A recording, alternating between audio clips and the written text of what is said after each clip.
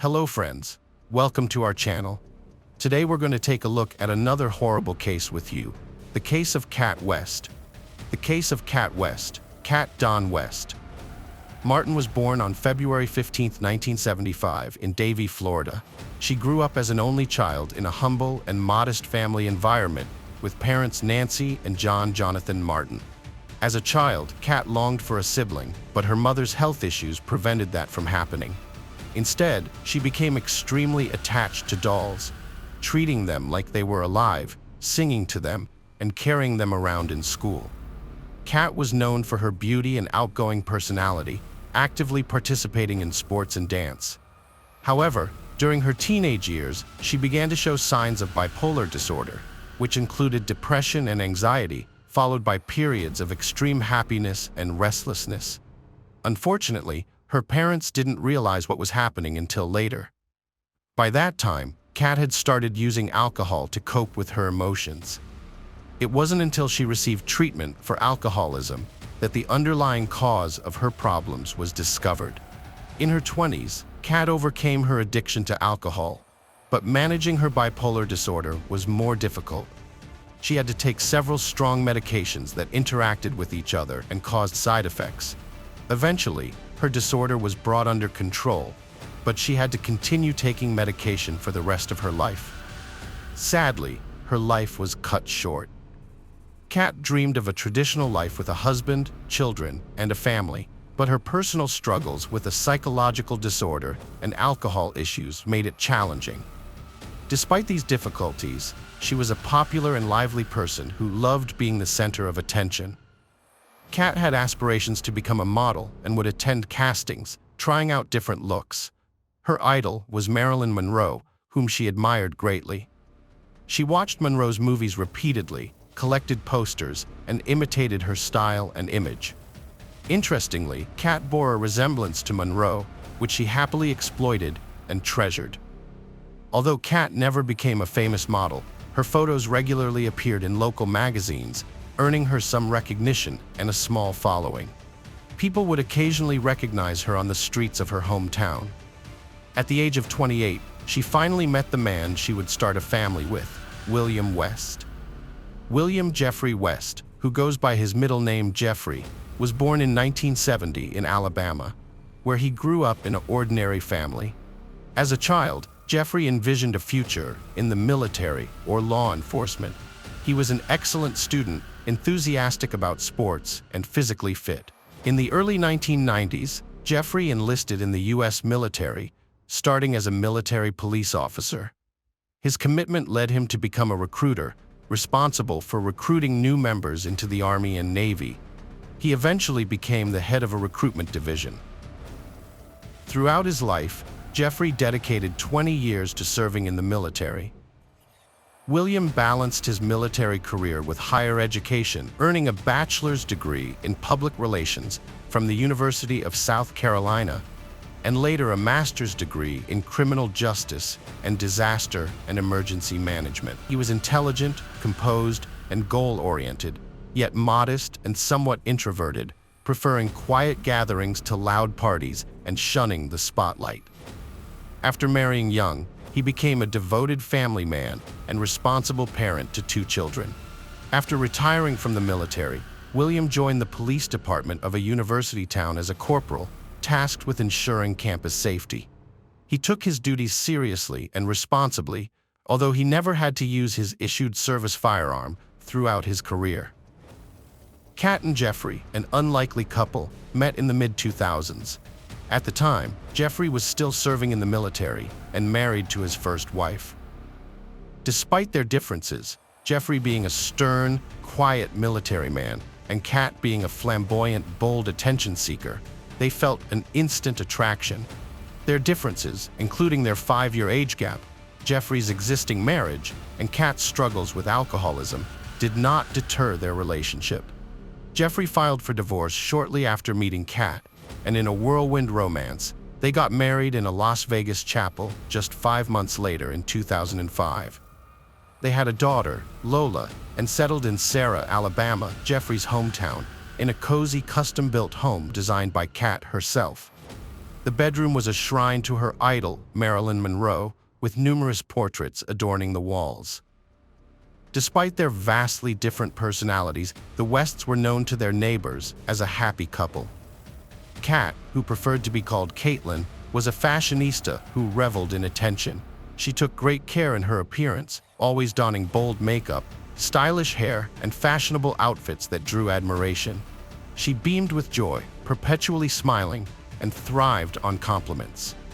In stark contrast, Jeffrey appeared reserved, serious, and disciplined, traits likely shaped by his lengthy military career, and often seemed overshadowed by Kat's vibrant personality. Kat struggled to succeed as a model after getting married and having a daughter. Instead, she focused on being a homemaker, but she felt unfulfilled and craved attention. With the rise of social media, Kat started posting photos online, initially harmless pictures inspired by Barbie and Marilyn Monroe. Over time, her posts became more provocative. Sources close to the couple say that Kat's husband didn't object to her new hobby and even helped her by taking photos. This turned into a profitable venture for Kat through paid subscriptions.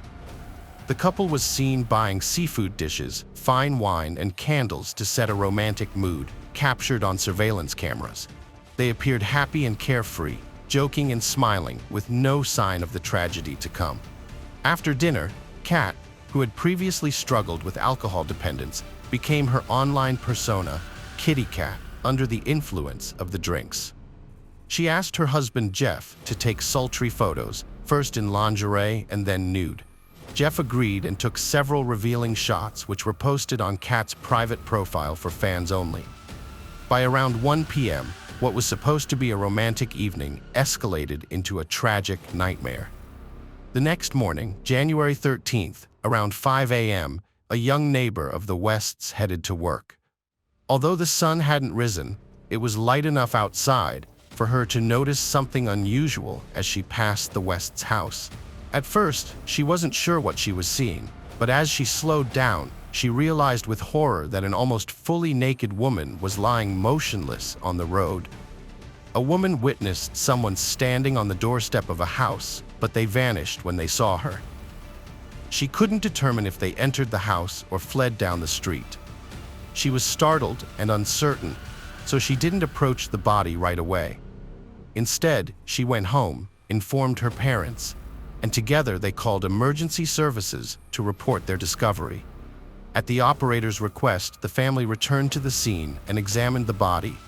They identified it as Mrs. West, but unfortunately there was no pulse. Her body was cold, and rigor mortis had set in. Mrs. West's body lay face down on the sidewalk, wearing only a pink bra top.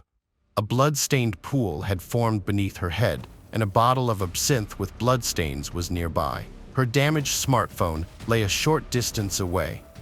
Since the area was quiet and residential, there were no other witnesses that night. This left a mystery about what happened between 8:30 p.m., when the West's car was last seen, and 5 a.m., when the body was discovered.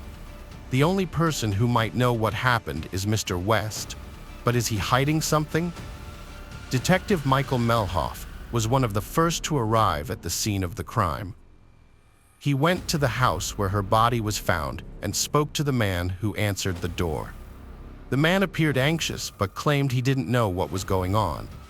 When the detective asked him where his wife was, the man said he had just woken up and couldn't find her in bed. The detective then asked the man to step outside, where he told him that her body had been found nearby, identified by neighbors as Kat West. The man put on a jacket and followed the detective, confirming that the body was indeed his wife. However, his reaction was surprisingly calm. He didn't rush to the body or show any signs of distress. When questioned about his actions the previous night, the man said he had slept soundly after a night of drinking. When asked what he thought might have happened to his wife, he simply shrugged and suggested it could have been an accident. The man also mentioned that his wife had bipolar disorder and struggled with alcoholism, which sometimes led to erratic behavior. He said that she would occasionally use their backyard trampoline, sometimes injuring herself when she missed it.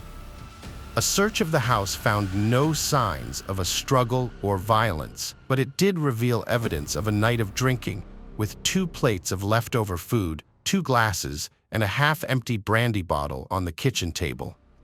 The police found Jeffrey's wife's high heels under the table and her matching underwear on the floor, but some suspicious items caught their attention: blood-stained napkins in the trash and an open bottle of cleaner.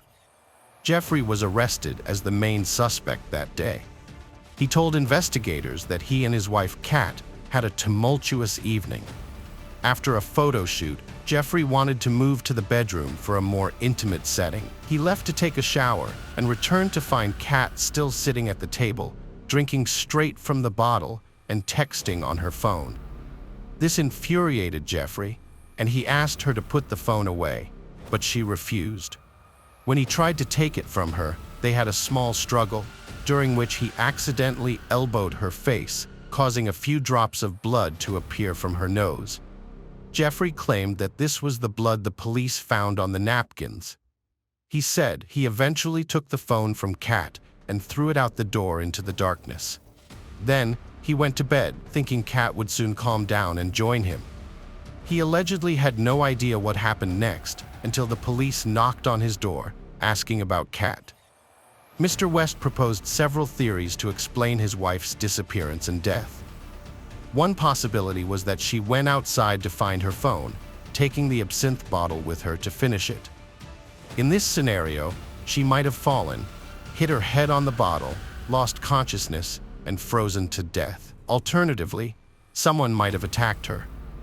Mr. West also found it puzzling that his wife was not wearing the bottom part of her pink lingerie set, and that she had gone outside in just a bra, without putting on any outerwear that was readily available near the entrance. He attributed these unusual actions to her being intoxicated from alcohol. The suspect's story raised suspicions due to its inconsistencies and suspicious omissions. He claimed to be too drunk to recall certain details, leaving investigators to reconstruct the sequence of events. Although there were no witnesses, the evidence suggested that the 42-year-old woman died from a blow to the head, likely caused by the absinthe bottle found nearby, which was compounded by hypothermia. The autopsy revealed that the victim's blood alcohol level was extremely high, indicating severe intoxication that would have impaired her coordination and increased her risk of losing consciousness. At first, the evidence seemed to support a simple explanation. The heavily intoxicated victim had gone outside to look for her phone, taking the unfinished bottle of absinthe with her. She likely lost her balance, fell, hit her head on the bottle, lost consciousness, and died from her injuries and exposure.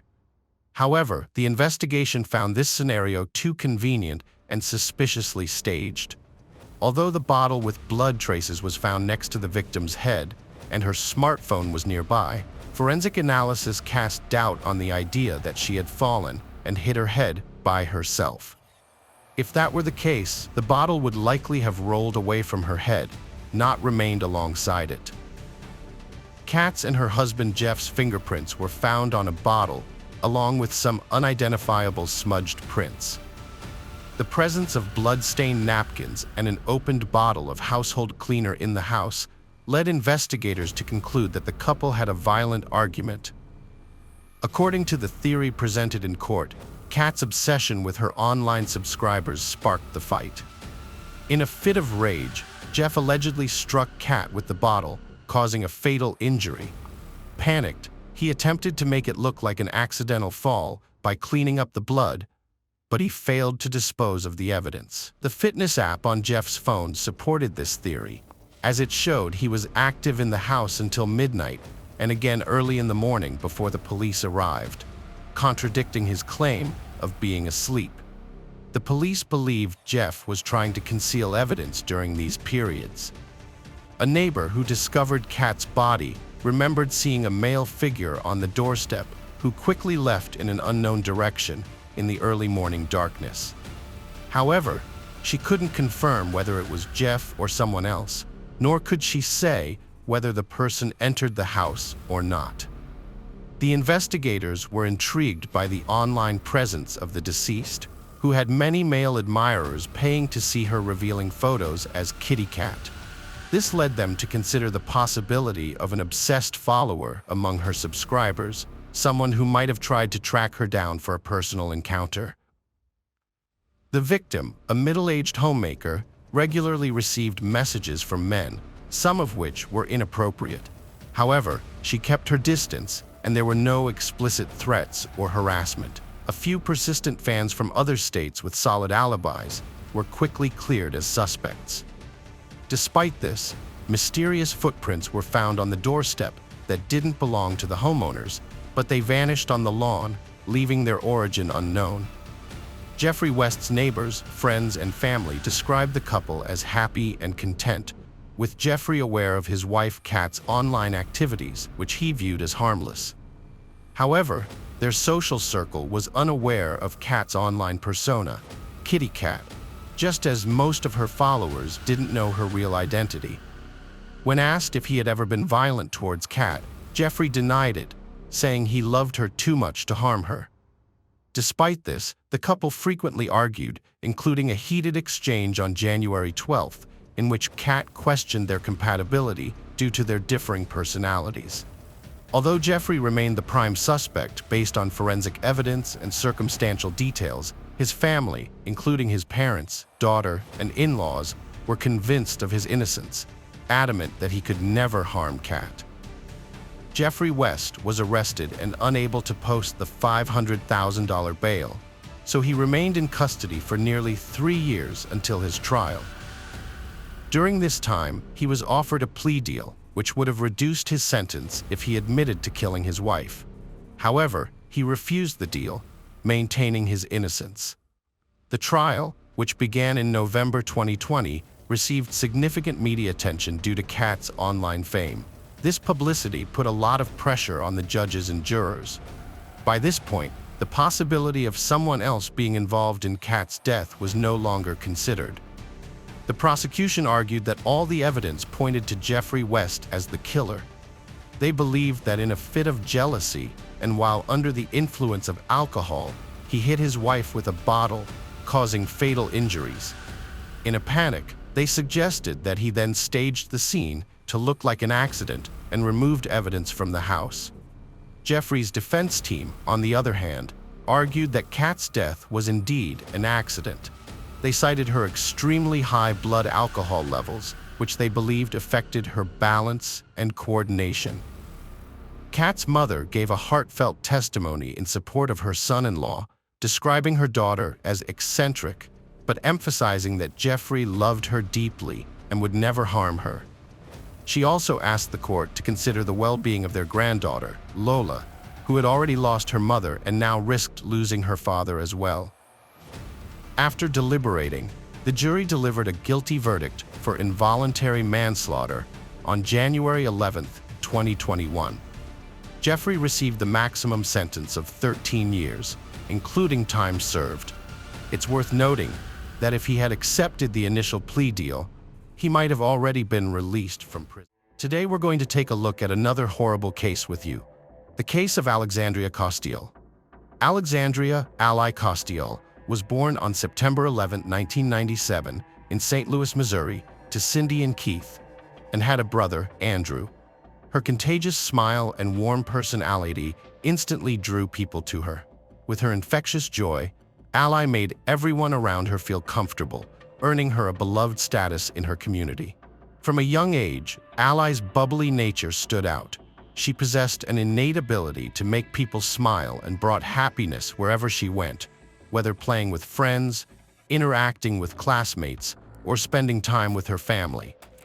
Ally's friendly nature made her positive energy infectious.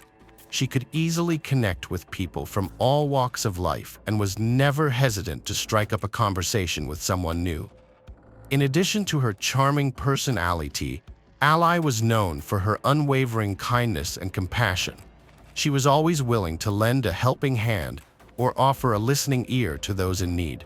Ally attended Lindbergh High School, where she was a track athlete and cheerleader. It was during her time at Lindbergh that she met her best friend, Maddie Norris, and the two formed an unbreakable bond. Their friendship was more than just a casual acquaintance. They became like sisters. Allie and Maddie shared an unwavering trust and deep emotional connection, and they both had a zest for life, constantly seeking new experiences and adventures together. As a result, they tackled challenges, laughed, and created lifelong memories. One of their favorite activities was spending lazy afternoons lounging on the couch, engrossed in a romantic comedy. Their go-to movie was Legally Blonde, which they would watch repeatedly, always finding something new to laugh at and enjoy.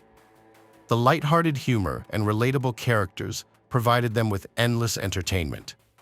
When Ally obtained her driver's license, she and Maddie discovered the joy of hitting the open road. They would often take Ally's convertible, top down, and cruise through town, feeling the wind in their hair and the warm summer air on their skin. As Ally's senior year of high school approached, she found herself without a date for the upcoming prom. Despite receiving a few offers, she hadn't been in a relationship or had a serious boyfriend, which made her feel disappointed and consider skipping the event. However, her friend Maddie stepped in to help. Determined to make things right, Maddie offered to accompany Ally to prom as her date, and Ally, touched by her friend's kindness, gratefully accepted. On prom night, Ally wore a stunning red dress. After graduating from high school, she eagerly enrolled at the University of Mississippi, also known as Ole Miss, in Oxford, Mississippi, which had always been her dream school. The university's large size and thriving community drew her in. As a sports enthusiast, she was particularly excited about the college's renowned football program, which was steeped in tradition and community spirit. In the fall of 2006, Ally began her freshman year at Ole Miss, where she majored in marketing and business. Ally was drawn to Ole Miss for one particular reason. She'd always dreamed of meeting a charming Southern boy, falling in love, and starting a family. She thought the university's campus was the perfect place to find her future partner. As she began her new life chapter, Ally took advantage of the opportunities Ole Miss offered. The university's medium size and strong sense of community allowed her to interact with people from diverse backgrounds. The lively campus atmosphere fostered a sense of belonging, and Ally enthusiastically participated in various university events and activities. During her time at Ole Miss, Ally joined a sorority, Alpha, and was one of its founding members. She also served as the president of the Ole Miss Golf Club. In addition to her academic pursuits, Ally embraced the university's rich traditions, including its beloved mascot, the Ole Miss Rebels. Attending the University of Mississippi was a time of growth, friendship, and self-discovery for Ally. Her friendly, kind nature made it easy for her to connect with others, and soon she became a familiar face on campus. One of her college friends, Morgan Hall, was particularly impressed by her remarkable strength and determination when she effortlessly rearranged her dorm room furniture on her first day as a freshman. At a campus party, Ally met Elizabeth Brick, and they instantly clicked. It was as if they had known each other for years. Their connection was that strong. They seemed destined to be friends, and Ally felt an instant bond with Ely, as they called her. Ally had always been captivated by sunsets. The changing colors of the sky as the sun descended towards the horizon mesmerized her. Among the colors that made up a sunset, pink held a special place in her heart. It was not only her favorite color, but also one that brought her a sense of calmness and peace. The soft, delicate hues of pink reminded her of nature's tranquility and beauty. Determined to share her appreciation for the beauty surrounding her, Ally made it her mission to capture stunning shots of sunsets. She was on a quest to take as many photos of this natural phenomenon as possible. To showcase her collection, Ally created an Instagram account dedicated to her sunset photos, eager to share her love for them with the world. Ally met Brandon Held, a boy from Fort Worth, Texas, one night at a bar downtown in Oxford. She was immediately attracted to him and developed a crush. She invited him to several of her sorority dances, and over time, her feelings for Brandon grew stronger. Brandon was raised in a loving Christian family in Fort Worth. His upbringing was privileged, given that his father was a prominent doctor.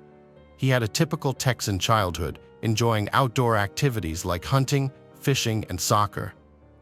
During a school break, Allie's best friend, Maddie Norris from St. Louis, Missouri, visited her in Oxford. Maddie was eager to meet Brandon, having heard Allie's constant praise. However, Brandon failed to reach out or make an appearance, which hurt Allie deeply. She had trusted him to make an effort to connect with her and her friend. Maddie, witnessing Allie's pain, felt terrible for her. Although Allie seemed hurt by Brandon's actions, she remained resilient and determined to make the most of her time at Ole Miss. During her freshman year, she flourished academically and socially, making friends and enjoying her college experience. As Allie's senior year at Ole Miss approached, July 2019 was a time of excitement and anticipation for Allie and her parents, Cindy and Keith. With Allie about to begin her final year of education, her parents decided to visit her in Oxford for a few days. They were eager to see their daughter thriving in her element and get a glimpse of her life at the university. That summer, Allie taught a fitness class and attended summer school.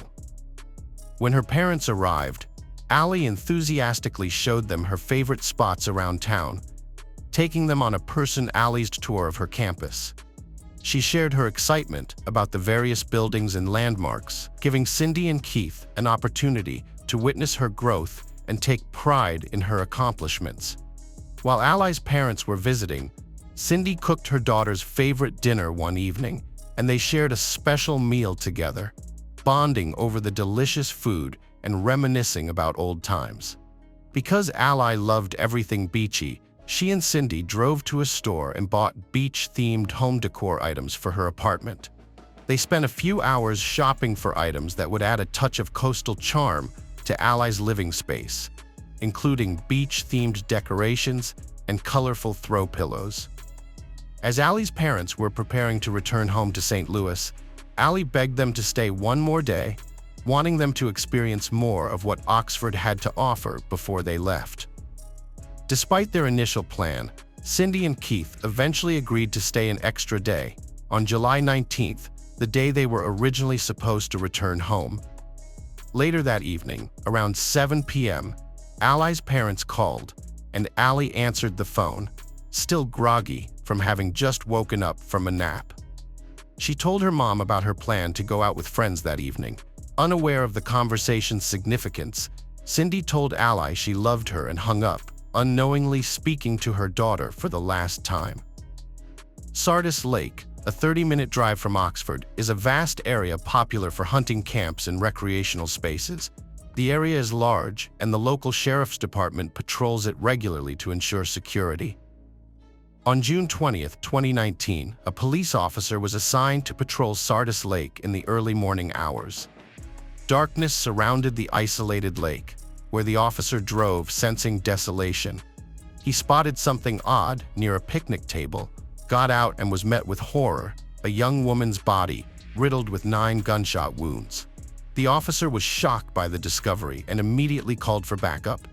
Within minutes, additional officers and medics arrived at the scene.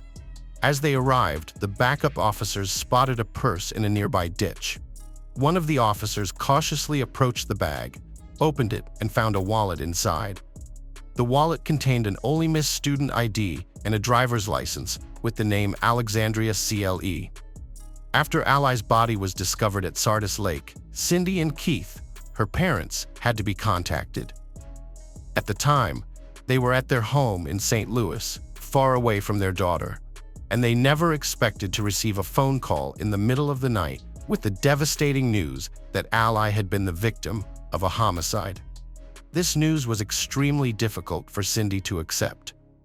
When Allie's friends learned about her murder, they were equally shocked as her parents. Her friends felt a deep void in their hearts as they remembered Allie, a vibrant and full-of-life person. In response to this tragic news, they turned to social media to express their grief and demand justice. They created the hashtag #JusticeForAllie to unite their voices and amplify their demands for justice. After Allie's murder, close friend Brashonda Kendricks, an Ole Miss graduate, expressed sorrow.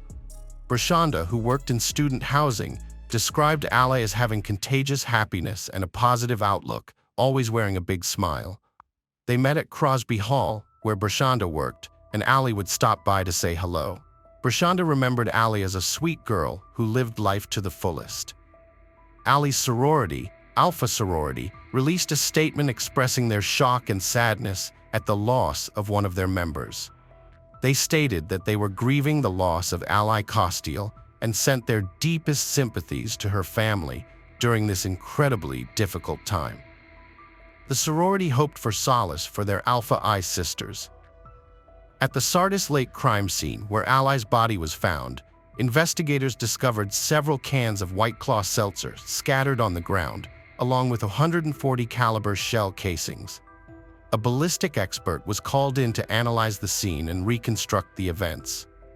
According to the expert's analysis, the killer was sitting across from Allie on the picnic table benches when they fired the initial shot. After firing the first shot, the shooter stood up and began circling the table, closing in on Allie with each step, firing additional rounds. The expert theorized that one of the rounds fired by the shooter missed Allie and became lodged in the wooden picnic table. Crime scene investigators thoroughly searched Allie's apartment, looking for any evidence that could help identify and catch her killer. During the search, they found Allie's Apple Watch, but despite their efforts, they couldn't find her phone either at the crime scene or in her apartment. Strangely, some of the messages she received the night before her murder were synced with her watch. As investigators analyzed the content of these messages, they found that Allie had been chatting with Brandon Thiesfeld for a long time. The messages revealed that Allie and Brandon had planned to meet up. The detective in charge of Allie's murder case decided to contact Brandon early on Sunday, the day after Allie's murder. He asked Brandon to come to the police station for an interview, but Brandon said he couldn't make it that day.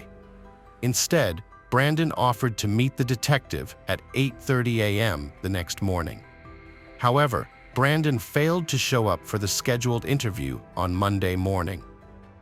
After Brandon failed to appear for his scheduled interview at the police station regarding Allie's murder, the police began tracking his cell phone activity. The data revealed that Brandon was heading north on Interstate 55 towards Memphis. The police interpreted this as an attempt to flee, so they obtained an arrest warrant and issued a be on the lookout alert for his vehicle, which had a distinctive license plate, making it easily identifiable. Within 2 hours of the bolo being released, the Memphis Fugitive Task Force located Brandon's car at a gas station, where he was sitting in the driver's seat at a pump. Task Force agents took Brandon into custody and notified the Mississippi police. A search of Brandon's vehicle yielded a .40 caliber gun. Additionally, when Brandon exited his car, he had bloodstains on his clothing. Following his arrest and extradition to Mississippi, detectives retraced Brandon's movements in the days leading up to Allie's murder. On Saturday, July 20th, Brandon spent the day with friends, going bowling. The next day, he visited another friend's house, bringing a 6-pack of beer and his .40 caliber gun. The friend told detectives that they talked for a while, but when the friend woke up on Monday, Brandon was gone. During the investigation, detectives found that Brandon had never been in a physical fight and had no history of violence. They also spoke with Brandon's friends and Allie's loved ones, learning that the couple had met at a local Oxford bar during their freshman year of college and started dating casually. However, during their sophomore year, Allie's loved ones noticed a change in her attitude towards the relationship, suggesting she was more interested in it than Brandon. This difference in interest eventually led to tension between the two, with Brandon blocking Allie's contact because she would frequently go out, get drunk, and call him. A year had passed since Brandon and Allie's initial breakup, and they reconnected during the summer before Allie's senior year. They decided to give their relationship another chance and started dating again. However, this reunion was short-lived, as Ally was tragically murdered. Brandon was subsequently charged with capital murder, the most serious criminal offense, and faced the possibility of the death penalty. The state believed Brandon was guilty of kidnapping Ally by luring her to Sardis Lake, which led to the capital murder charge. When news of Brandon's arrest broke, the people of Oxford were shocked, and the details of Ally's murder were widely reported. Brandon's arrest sparked a flurry of speculation and rumors, with community members sharing their theories. Reporters flooded the town, seeking interviews and information from those close to Ally and Brandon. This intense media scrutiny brought both positive and negative attention to Oxford, with outsiders looking on with a mix of fascination and concern. In late September 2019, Brandon denied committing murder when he pleaded not guilty in court. As detectives worked to gather evidence, they re-examined text messages exchanged between Brandon and Ally. These messages revealed that in April 2019, 3 months before her death, Ally was preparing for the spring semester finals while also dealing with the possibility of being pregnant. On April 14th, Ally sent Brandon a picture of a home pregnancy test with inconclusive results. Brandon responded, suggesting they wait and see if she was indeed pregnant. If so, he made it clear they wouldn't keep the baby and told Ally, "We can get a pill," implying an abortion. However, Ally was uncertain about terminating the pregnancy, mentioning she might meet someone who'd love her and the baby. Despite this, Brandon remained firm in his decision, telling Ally that having a child would ruin his life. The detectives discovered CCTV footage of Ally leaving a bar on Oxford Square at around 11:45 p.m. on July 18th. About an hour later, at 1:30 a.m., Ally met Brandon, and he drove them to Sardis Lake. Brandon's defense team stated that Ally and Brandon had been drinking throughout the day. According to Brandon's defense team, when they arrived at Sardis Lake, they sat at a picnic table, listening to music. At some point, Brandon got up, walked to his truck, used drugs, and then returned to Ally, where he retrieved his .40 caliber weapon. Brandon's defense team claimed that a shooting occurred across the lake, and after the incident, Brandon sat down and continued talking to Ally. However, things suddenly changed, and he fatally shot her. The defense team argued that Brandon's actions were due to his intoxication from drugs and alcohol. In contrast, the detectives and Ally's family believed that Brandon murdered Ally because he suspected she was pregnant, which would have negatively impacted his life. They saw the murder as premeditated, cruel, and calculated. On August 27, 2021, Brandon accepted a plea deal offered by the state, which spared him from the death penalty. As part of the agreement, he pleaded guilty to first-degree murder and received a life sentence without the possibility of parole. In a show of support, Ally's friends and family attended the court hearing, all dressed in pink, Ally's favorite color. After the judge announced the sentence, Brandon turned to Ally's family and expressed his remorse for his actions, asking for their forgiveness. He acknowledged the immense pain he had caused and hoped they could find it in their hearts to pardon him. According to Ally's autopsy report, the official conclusion was that she was not pregnant at the time of her death. However, her mother, Cindy, is convinced that Ally was expecting a child and lost it. A memorial was set up at Sardis Lake, the site of Ally's murder, by her family and friends. Despite their grief, Ally's parents, Cindy and Keith, hold on to the memories of their daughter. The unspoken sorrow still affects them deeply. Whenever Ally's friends see a pink sunset, they are instantly reminded of her. In her memory, they have dedicated their lives to keeping her spirit alive and spreading love and light, ensuring she is March 3, 1976, in the quaint town of Kingman, Kansas, USA. As the only child of Janet Sickett and her husband, whose name and details from his previous marriage remain strictly confidential, Brad had an interesting family dynamic. Janet had another son, Robert, from her previous marriage, making Robert Brad's older half-brother. The Sickett family had deep roots in law enforcement, resulting in a household characterized by strict discipline.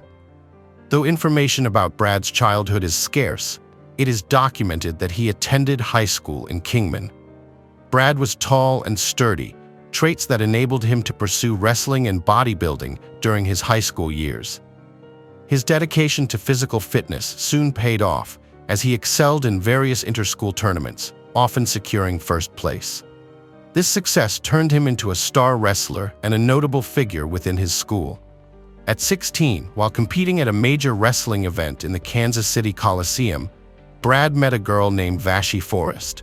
Born on March 21, 1977, in Argonne, Seward County, Vashie was Julie Hostler and Clinton Forrest's third child. She had an older brother named Rich and an older sister named Catherine. A younger sister named Tyler completed their family. Vashie possessed a noble spirit and enjoyed the affectionate support of her siblings, especially Catherine and Rich, who treated her with special care. In contrast, Julie wasn't particularly affectionate and often verbally abused her children. Despite these challenges at home, Vashie's outgoing personality earned her a large circle of friends. Though she received much love from those around her, Vashie struggled with self-esteem issues. She didn't feel beautiful or intelligent enough, and often sought approval from others. This quest for approval sometimes undermined her confidence. Nonetheless, Vashie became a cheerleader for her school's wrestling team, a role she loved passionately. She never missed any matches, which led to her fateful encounter with Brad at one such event. Brad immediately caught Vashie's eye. She was deeply attracted to him from their first meeting. He instantly asked her out, fascinated by his boldness. The girl yes, and they both felt it during that initial meeting. From then on, they became inseparable. After graduation, the girl went to the University of UO, and the guy honored his family traditions by joining the police academy. However, during this period, they spent less time together, which profoundly affected Brett, who was already starting to show signs of a controlling and irascible nature. His increasing jealousy eventually became too much for Vashie to handle. Tired and overwhelmed, she decided to end the relationship. The breakup was neither violent nor traumatic. Both went on with their lives. After graduating from the police academy, Brett joined the sheriff's department in Sedgwick County, just 50 kilometers from Kingman. Despite time passing and achieving career milestones, he couldn't forget Vashie. Deep down, he still loved her and never gave up the hope of reuniting with her. When an opportunity presented itself, he visited her and shared how regularly attending church had transformed him into a new man through his faith. Brett's words appeared sincere to Vashie, perhaps due to faith or genuine love, leading her to decide to return to him. Overjoyed by her decision, Brett didn't want any delays. He informed her family of his intentions and asked for her hand in marriage. Her parents, Julie and Clinton Forrest, were delighted by this news. They believed Brett and Vashie made a wonderful couple and anticipated a happy marriage. The wedding took place in 2004. Brett and Vashie settled in a peaceful neighborhood in Kingman, where they made new friends, including Monty Weldon, a friendly neighbor who frequently invited them to barbecues in his garden. It seemed like the perfect setting for establishing their new home. However, sometimes Vashie noticed that Brett's unpleasant side resurfaced sporadically. Problems cropped up repeatedly due to his dominant disposition. When Vashie became pregnant, though, these differences seemed to fade away temporarily. In fall 2006, their first son Brandon was born. 2 years later, came another son named Bronson. The experience of recent parenthood brought about a realization for both of them. The inherent risks associated with Brett's job as a police officer required careful planning for their children's future welfare if one of them were ever absent. After thorough consideration and analysis of their situation, they chose guardianship arrangements for Brandon and Bronson should it ever become necessary. Brett's brother, Robert, worked as a trainer at the police facility in Vashie. Meanwhile, she dedicated herself fully to raising their children and managing household chores. In her spare moments, she penned down her feelings in a diary.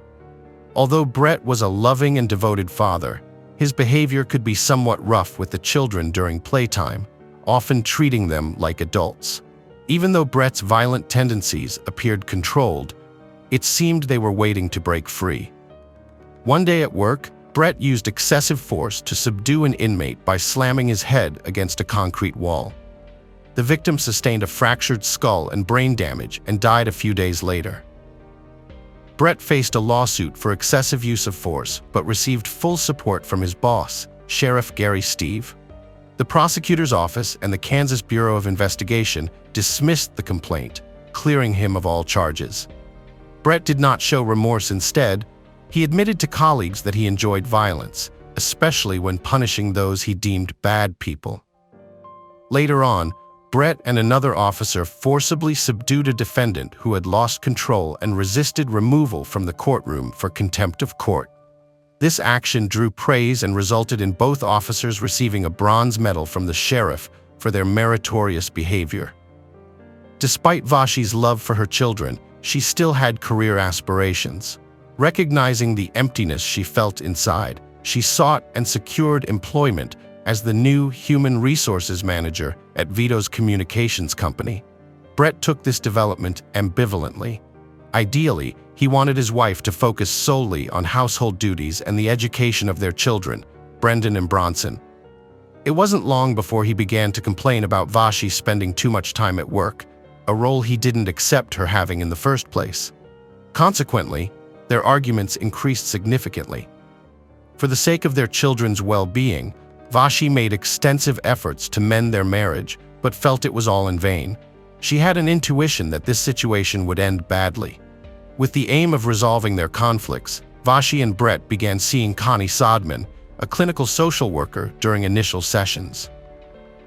Vashi expressed feelings of profound loneliness and isolation, considering couples therapy as a potential last effort to salvage their marriage. However, when she broached the topic of divorce, Brett became extremely upset, resulting in weeks of psychological harassment. He threatened to kill her if she attempted to leave, claiming he could manipulate her death to appear as a suicide because of his position as a police officer. He even mentioned the possibility of burning down their home to destroy any evidence. In the days that followed, Brett had a one-on-one meeting with Kai, in which he declared furiously that if Vashi continued pursuing divorce, he would ensure she never saw their children, Brendan or Bronson, again. He further vowed that he wouldn't hesitate to take them out of the country. In early 2011, Brett transitioned from patrolling the streets to becoming a self-defense instructor at the Kansas Law Enforcement Training Center. Meanwhile, Vashi began feeling much better than she had in recent years. She continued therapy and implemented healthy changes such as exercising regularly and improving her diet. The decision to divorce gradually became more definite for Vashi. While she felt sadness about the end of her marriage, she predominantly experienced relief and optimism regarding her future. To enhance the effects of physical activity, she started taking an appetite suppressant, despite knowing it might have side effects like depression. Within a few months, Vashi's social life became very active. She expanded her contacts at work and met someone she found attractive. She confided in her older sister Kathleen about her fears concerning Brett's discovery of her plans due to potential repercussions. Vashi also spoke candidly with her coworkers about various threats from Brett. During this time, Brett discovered Vashi was keeping a personal diary without her knowledge and took it to his office to scan and print some pages. He spent considerable time researching information on suicides, fire-related injuries, homicides versus suicides, and their causes. In the first week of April 2011, Vashi attended a final individual session with Kai due to concerns about how Brett would respond upon receiving the divorce petition. Together, they developed a protection plan for herself and their children. When the man received the papers, Brett arrived at his office on the morning of 29th. To his surprise, he found an envelope containing divorce papers. After lunch, he discovered a projector in the pantry. He used it to project handwriting from Vasa's diary, traced it, and then wrote a goodbye note to his children. At the same time, Brett printed out documents on how to kill a person and pass it off as suicide. He then asked the maintenance staff how best to dispose of computer hard drives. After researching their recommendations, Brett used a blowtorch to destroy them because they contained scanned images. Following this, he threw the waste into a dumpster. Later on, Brett drove to a convenience store and bought gasoline, which he loaded into his van. Several hours later, he pleaded with Vashti to let him spend the night at home to say goodbye to his children. The man promised to leave the next morning. Although they discussed joint finances, Brett again begged Vashti to change her mind about the divorce. However, when he saw she was determined to proceed, he soon renewed his threats. Exhausted from fruitless arguments, Vashti retired to her room to sleep while Brett stayed downstairs on the couch. Around 3:15 a.m., he went upstairs with a gun in his hand and shot Vashti in the neck. A neighbor who was awake watching television heard the shot, but did not pay much attention. Meanwhile, Brett placed the next to Vashti's lifeless body and staged the scene to fake a suicide. He then doused the hallway and bedroom with gasoline and took her cell phone, calling himself from it. Subsequently, he took Brendan and Bronson to a safe house.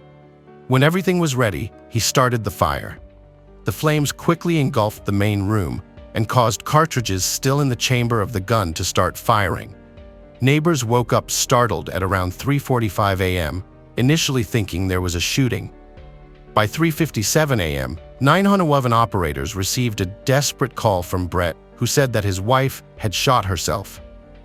When emergency responders arrived on scene, they found the first floor of the house burning with Brett outside in Vashti's car, along with his children. A police officer asked if anyone was in the house, and Brett replied that his wife was still inside. He further claimed that Vashti had shot herself due to depression, but had asked him beforehand to take their children somewhere safe. He stated that although he tried to save her, smoke and fire prevented him from doing so. When firefighters managed to control the flames, they found Vashti's body in the master bedroom. There on the bed, just below the body, investigators found a .44 caliber revolver with the barrel toward her feet and a 5-gallon container of gasoline lying in the middle of the bed. That morning, Brett called Kai and explained what had happened. He was upset and even expressed his guilt, noting that he felt responsible for bringing his wife to this tragic end.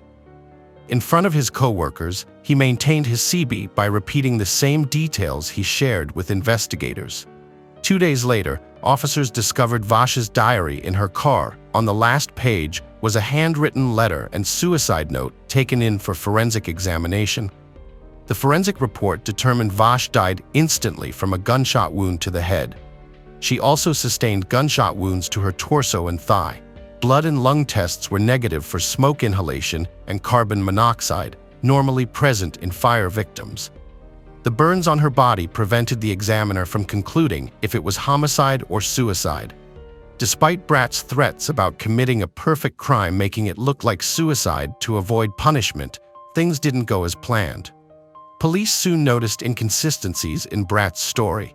For instance, there were no signs of dirt, blood, or wounds on him. Another inconsistency was the position of the gun with its barrel pointing downward. This raised questions about the alleged suicide. David Fetty, a special agent with the Kansas Bureau of Investigation, questioned how the weapon ended up under the body. He confirmed that if Vash had shot herself in a horizontal position, the weapon would have fallen to the floor. If she had done it sitting up, it would have remained on the right side of the bed. Furthermore, the trajectory of the bullet did not support that Vash shot herself behind her right ear. Due to these discrepancies, David decided to dig deeper into the case. Further investigation led officers to discover documents detailing how to kill someone and make it look like suicide. While analyzing Vash's diary entry, they noticed a discrepancy in handwriting compared to her other entries. Forensic scientist Dennis McFarley concluded that the note was forged. Witnesses also reported seeing Brett destroying hard drives a day before Vash's death. Testimony from a neighbor indicated hearing a fatal gunshot at 3:15 a.m., 45 minutes before Brett called 911. This confirmed David Fetty's suspicions about play.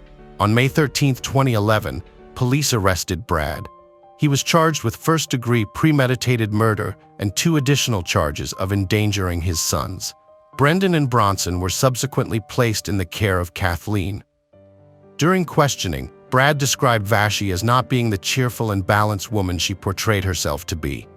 On the contrary, she suffered from insecurity and depression due to their rocky marriage and threats he made about taking the children away. Brad also added that after filing for divorce, Vashti felt deep depression and remorse. Consequently, she set a fire and shot herself. Despite these claims, police didn't believe him. The trial commenced on June 10, 2013. During opening statements, Deputy Attorney General Amy Haley presented her perspective to the jury and argued that no one knows better than a police officer that fire destroys evidence. When questioned about a projector, Brad stated he had used it to demonstrate to cadets how to create a fake security scenario through a real-life exercise. A forensic document examiner testified regarding the forged letter and burnt hard drives. Concerning these items, Brad claimed he destroyed them to protect his personal information, not because he needed to hide anything illicit. His attorney, Roger Falk, mentioned that Vashti had suffered from depression since high school and that her condition worsened with diet drug use. Brad's brother Robert also testified in court and supported his brother's claims by confirming that he had observed Vashti feeling depressed and sad in the 2 weeks leading up to her death. In contrast, another witness informed the jury that while Vashti indeed suffered from depression at the start of therapy, it was mainly due to the circumstances of her marriage rather than a clinical mental health issue. Recently, she had been feeling anxious about her future. The account from Rich Vash's brother echoed this sentiment, recounting the emotional turmoil in his nephews' lives. Their innocence had been shattered by Brett, leaving them deprived of the chance to get to know their parents better. Prors portrayed Brett as manipulative, claiming he used his law enforcement experience to distort facts. In response, the defense stuck to its version of the alleged suicide, highlighting that even a seasoned medical examiner couldn't determine who was at fault for the victim's death. Brett, meanwhile, portrayed himself as a loving husband and devoted father, weighed down by his wife's desire to separate. He also accused Kingman County District Judge Larry Solomoto of seeking publicity and launched into a tirade accusing the judge of seeking a ruling against him to gain a nomination to the Kansas Supreme Court. In the end, the jury found Brett guilty of premeditated murder. Judge Larry sentenced him to life in prison with the possibility of parole after 25 years and added 6 years for other charges because they would be tried consecutively. So, Brett will be eligible for parole after more than 31 years. Judge Larry also considered that Brett did not plead guilty and lied to avoid responsibility and showed no remorse. In 2015, Brett appealed his conviction, but the Kansas Supreme Court denied his appeal and upheld the original conviction. Brendan and Bronson's uncertain future initiated a custody battle between maternal and paternal families. Kathleen filed for custody on grounds that she had already cared for them for 102 days. As neither party could reach an agreement, the custody decision was left to the judge.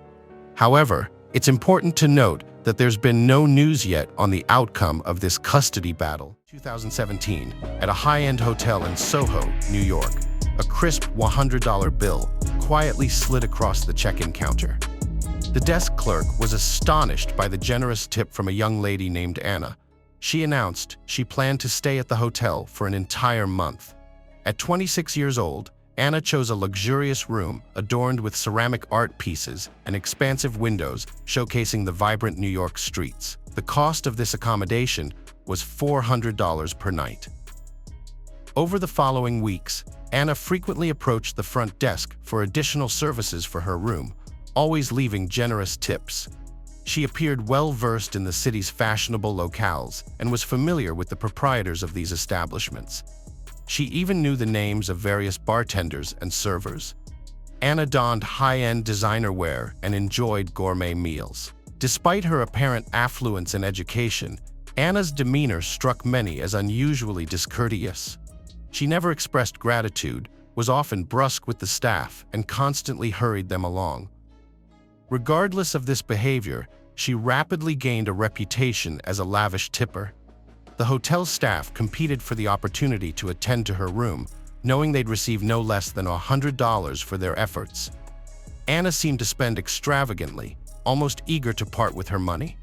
However, this seemingly affluent and enigmatic persona was far from her true identity. She was actually Anna Vadimovna Sorokina. Born on January 23, 1991 in Domodedovo, a city situated south of Moscow in Russia, her father was a truck driver and her mother ran a modest store. In 2007, at age 16, Anna's family relocated to Germany. Her father began managing a transportation firm, which eventually went insolvent in 2013, 6 years after their move. Subsequently, he ventured into the heating and cooling industry. During this period, Anna's mother dedicated herself to managing their household. Anna attended a Catholic educational institution where her ex-classmates recall her as being reserved and unassuming. She encountered significant difficulties with the German language during her time there. In 2010, Sorokina began her studies at an arts and design college. However, she discontinued her education 3 years later. At the age of 22, she moved to Paris. While in Paris, she interned at a prestigious French publication and adopted a new identity, Anna Delvey. She claimed that Delvey was her mother's maiden name, but this was later revealed to be untrue. In Paris, Anna started attending Fashion Week events and various social gatherings. Her parents provided financial support as best they could. Anna constantly reassured them that investing in her future was a wise decision. In 2016, Anna relocated to New York. She quickly began making appearances at elite social events where she mingled with affluent individuals and gained recognition. Her entry into these exclusive gatherings was facilitated through her close association with Oliver Zam, the editor-in-chief of the French magazine where Sorokina had interned. At these events, she introduced herself as Anna Delvey, purportedly a wealthy heiress from Germany. Anna claimed she had a fortune of 60 million euros in Swiss bank accounts. The true nature of her father's profession remained uncertain. Some speculated he was a diplomat, others thought he owned an oil company, and a few believed his business involved dealing in antiques. While in New York, Delvey formed a friendship with well-known art collector Michael Souffahon. He shared his ambitions to launch a private art museum with her. When Michael mentioned his plans to attend an art exhibition in Venice, Italy, Del expressed her desire to join him. Michael agreed and covered the expenses for Anna's flight and hotel accommodation under the understanding she would reimburse him later. In Venice, Delvey opted to pay for everything in cash, a choice that struck her wealthy companion as peculiar. Upon their return to New York, Anna didn't show any urgency in settling the debt for the trip. Eventually, the affluent Michael overlooked the unpaid amount of $3,000. In New York, the young woman became friends with Rachel Williams, a former photo editor for a fashion magazine. Rachel characterized Anna as demanding and discourteous towards others. Nevertheless, the two women maintained a close and amicable relationship. Anna began sharing her entrepreneurial vision with her friends. She aspired to purchase a historic building on Park Avenue in Manhattan and transform it into an art venue called the Anna Delvey Foundation. In this building, she envisioned setting up a gallery, retail stores, restaurants, a bar, and a bakery across its 6 floors.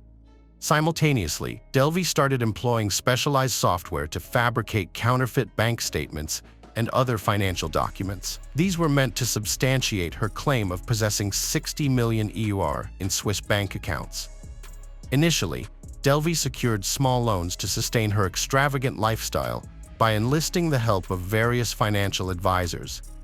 Among them was Joel Cohen, known for his investigative work on the financial machinations of the infamous con artist Jordan Belfort, whose story was depicted in the movie The Wolf of Wall Street. In November 2016, Delvey approached City National Bank to apply for a loan of $22 million. Her rationale? To fund the renovation of a historic building, collaborating with notable designers and restorators. She mentioned that funding was necessary as her personal assets were located outside the United States. Delvey submitted counterfeit documents purporting to show she possessed €60 million. However, the bank's loan processing hit a snag. A bank employee sensed irregularities and requested a statement verifying her foreign assets. Subsequently, the banker received the requested document via email, later identified as another fabrication, from a person named Peter Henney. The bank staff found it suspicious that the email originated from a personal account, but Delvey had an explanation ready. "Peter is our family's financial advisor. He mentioned the bank continued scrutinizing documents, but few months later, they denied the loan because she couldn't verify the origins of her Swiss funds." After being turned down by City National Bank, Anna Delvey redirected her attention to Fortress Investment Group to meet her financial needs. The managing director there felt uncertain about Del's loan request, mostly due to inconsistencies in her paperwork. Anna asserted that she was of German descent, yet her passport indicated that Delvey Sorokina was actually born in Russia, which raised suspicion. The director decided to delve deeper into Anna's claimed assets and showed an interest in meeting her Swiss bankers personally. In response, Delvey swiftly withdrew her loan application to avoid further scrutiny and investigation into her affairs. Though she faced hurdles securing loans from two major financial institutions, Anna nonetheless managed to secure loans totaling $200,000 from various banks by using forged documents. This significant sum allowed her to sustain a luxurious lifestyle for several months, indulging in the opulence she had been portraying. In January 2017, Anna organized a lavish birthday celebration at a trendy restaurant. Friends and acquaintances remember the event as highly successful. However, a few days after the party, the restaurant staff contacted attendees seeking contact details for Anna Delvey because she had left without paying the bill for the extravagant affair. Eventually, she resolved this by settling the outstanding amount in cash. On February 18, 2017, Anna checked into the 11 Howard Hotel, where she quickly befriended the administrator, Neff Davis. She initiated this friendship by giving Neff a $100 tip in exchange for information about the most upscale restaurants in Soho. Neff noticed that other hotel guests generally held an unfavorable view of Anna due to her frequent rude and tactless behavior, her habit of not expressing gratitude, and her tendency to wander around the hotel. In a bathrobe, despite this, the hotel staff were eager to cater to Delvey, motivated by her reputation for leaving substantial tips. As time progressed, Anna and Neff developed a closer bond, with Neff taking on the role of Anna's personal assistant. Instead of a conventional salary, Delvey compensated her by inviting her to dine at posh restaurants, treating her to visits to high-end beauticians, and arranging luxurious massage sessions. On one occasion, Delvey brought Neff to an exclusive party where the renowned actor Macaulay Culkin was present. On another, they visited a private trainer, Casey Duke, who eventually became part of their social circle. During her stay at the upscale hotel, Anna Delvey indulged in various luxury experiences. She frequented high-end beauty salons, where she received eyelash extensions from top specialists, each session costing around $400. Additionally, she shopped for items from luxury brands and regularly dined at expensive restaurants.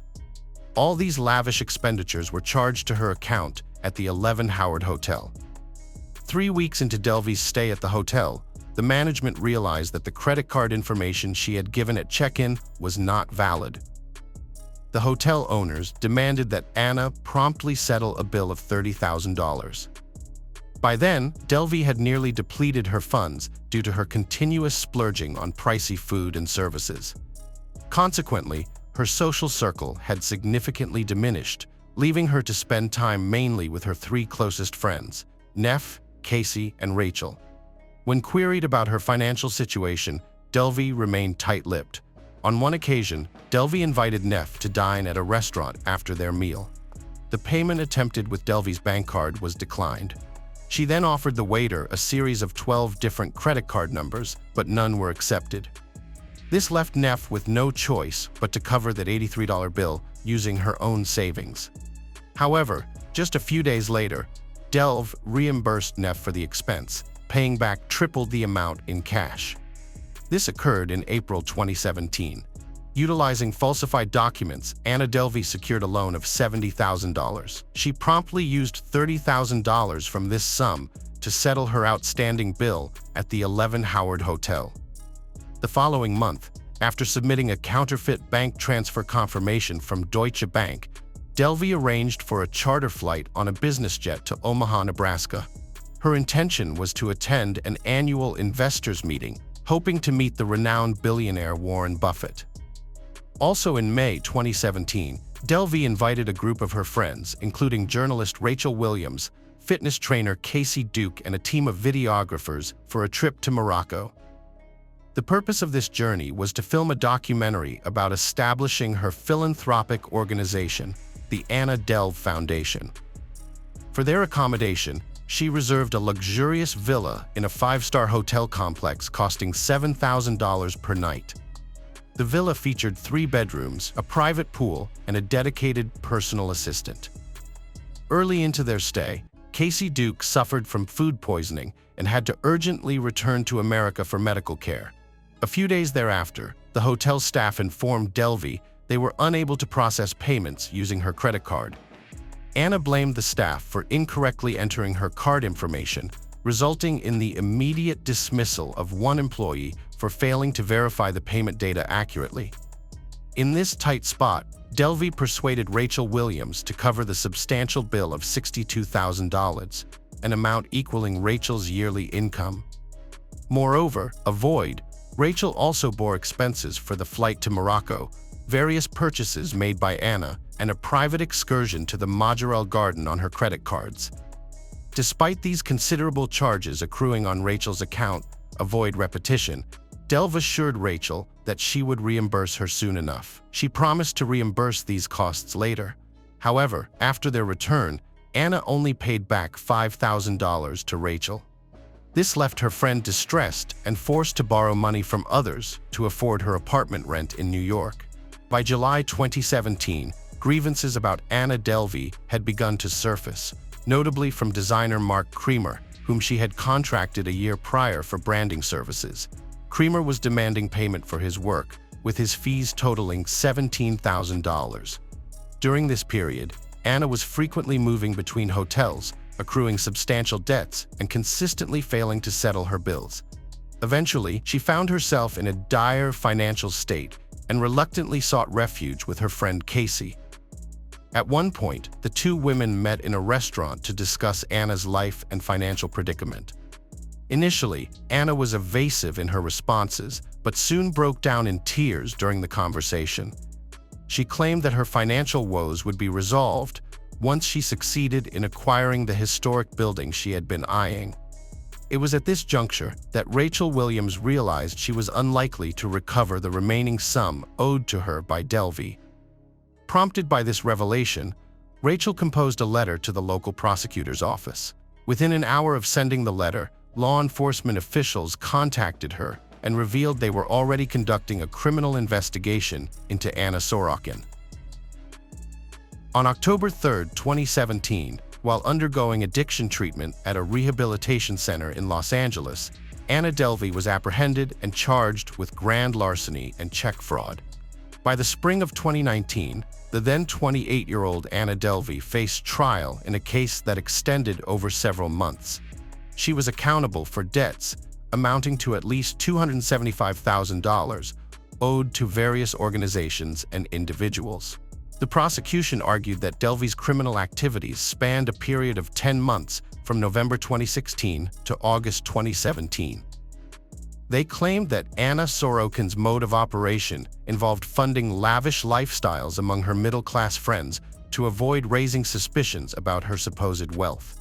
In contrast, she leaned on wealthier acquaintances who were less vigilant about their expenditures to cover her own expenses. In her defense, Sakina's attorney asserted that his client genuinely believed in her future financial prospects and her ability to eventually repay her debts. He maintained that the milieu surrounding Anna, marked by arrogance and pretense, with individuals frequently glorifying their lives on social media, significantly influenced her to engage in fraudulent activities. Anna displayed an apparent lack of concern regarding her mounting debts and the potential prison sentence she faced. She approached her trial with a unique flair, transforming it into a public spectacle. For each court appearance, she donned attire from the latest designer collections, having enlisted the services of a stylist previously associated with Courtney Love.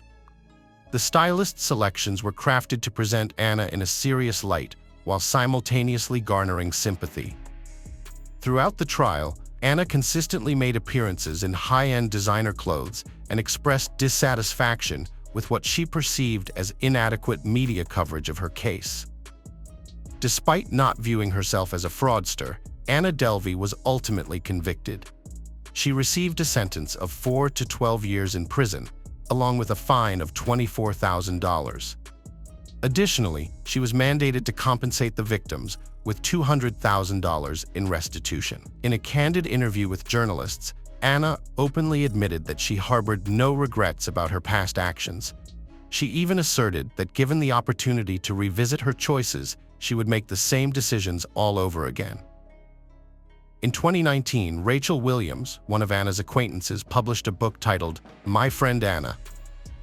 This book delves into Rachel's personal experiences with the swindler and explores the profound impact that their trip to Morocco had on her life. She kept her followers updated about how to communicate with her and provided instructions for sending money via cryptocurrency while in prison.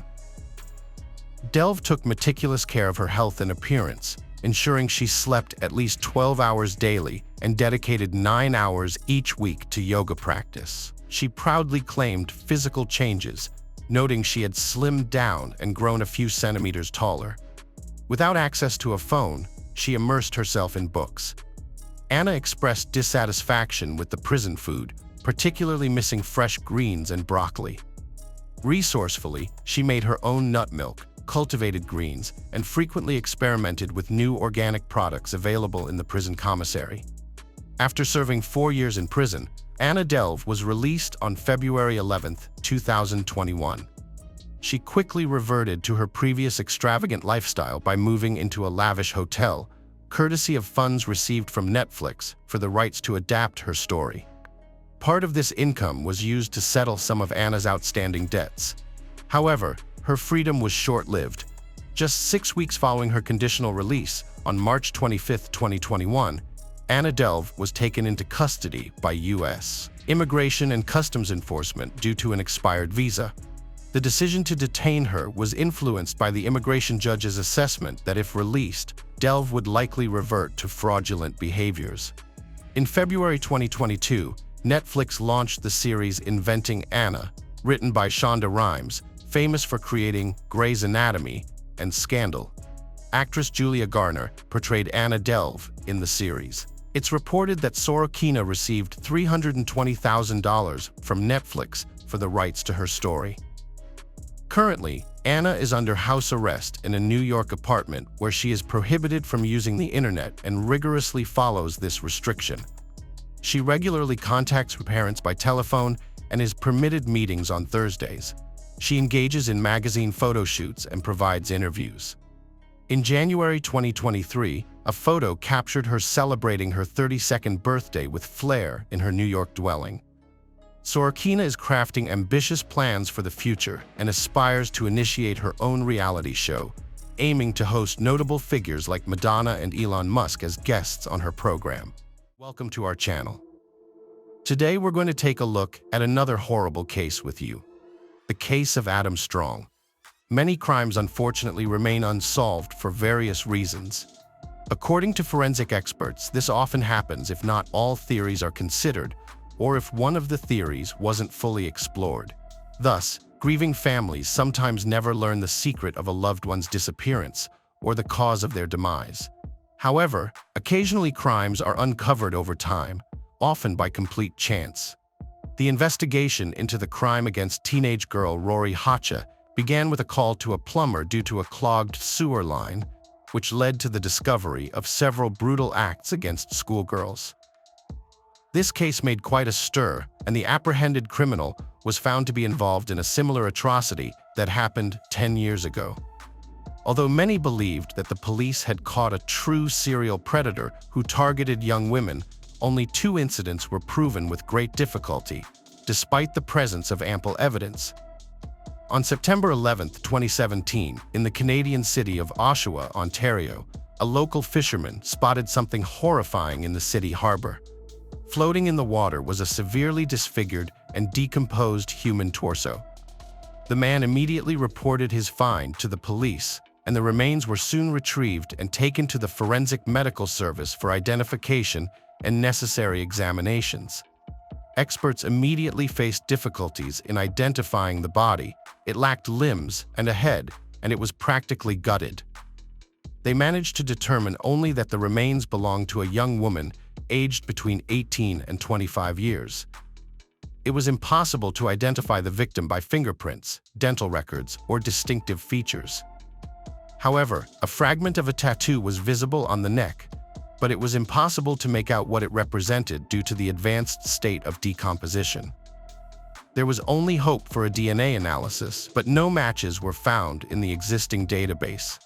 Thus, law enforcement began to check the cases of all young women who had gone missing in recent months. Only in November of the same year, nearly 2 months after the gruesome discovery, was it established that the body belonged to 18-year-old high school student Rory Hache, who had disappeared in mid-August of the same year, about a month before the remains were found. At the time of her disappearance, the girl was pregnant. Over several weeks, divers thoroughly examined the harbor and the adjacent shoreline of Lake Ontario, but no other body parts, head, or limbs were found. It was also impossible to determine the time and cause of death. However, experts found that the body had numerous severe injuries inflicted while she was still alive. This led to the suspicion that the girl had been tortured over a long period before her life was tragically ended. The story took an unexpected turn 4 months later, when at the end of December, David Wood's family moved into the house at 19 McMillan Drive, Oshawa. They immediately noticed a strange, unpleasant smell, but their downstairs neighbor, a single 45-year-old man named Adam Strong, who lived in the other half of the house, assured them it was just a minor plumbing issue that he would fix in a few days. The neighbor tried to be friendly and communicated very politely, but there was something unsettling and off-putting about him. When David's wife brought him some homemade cookies as a welcome gesture, he didn't let her even step inside his apartment. Instead, he just stepped out into the hallway, closing his door behind him. She managed to notice that his living space was in terrible disorder, and the smell inside was simply foul. Adam took the cookies, thanked the new neighbor, and hurried off.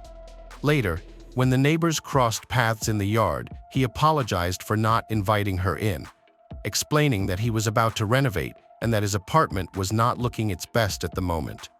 He again tried to be polite, but was noticeably nervous.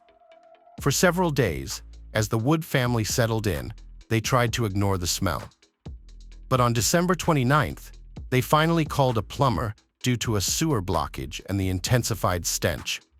The problem seemed minor and easily fixable, but what the workers discovered in the pipes shocked even experienced forensic experts. The plumber named Sean Fenn, along with his partner, began to clear the blockage in the Wood family's apartment. Accustomed to unpleasant odors, they were surprised by how terrible it smelled inside. Soon they realized they needed to look 1 floor below and descended to Strong's apartment. Reluctantly, the man let the workers in, apologizing for the mess. The smell was even worse in this space, and when the plumbers reached the site of the blockage in the pipe, the stench became unbearable. Sean later confessed that in his many years of practice, he had never encountered anything so foul-smelling, but an even more nightmarish discovery awaited them when they decided to clear the pipe. At this time, the already nervous homeowner began to behave even more strangely. He did not step away and kept asking what the workers were going to do and how long it would take. He later justified his actions by saying he was simply curious, as he had never seen this process before. The specialists tried to ignore Adam's actions and questions, but soon they extracted more than 10 kilograms of flesh tangled with long hair and bone fragments from the pipes. Sean was horrified when he saw disfigured and partially decomposed human fingers among it all.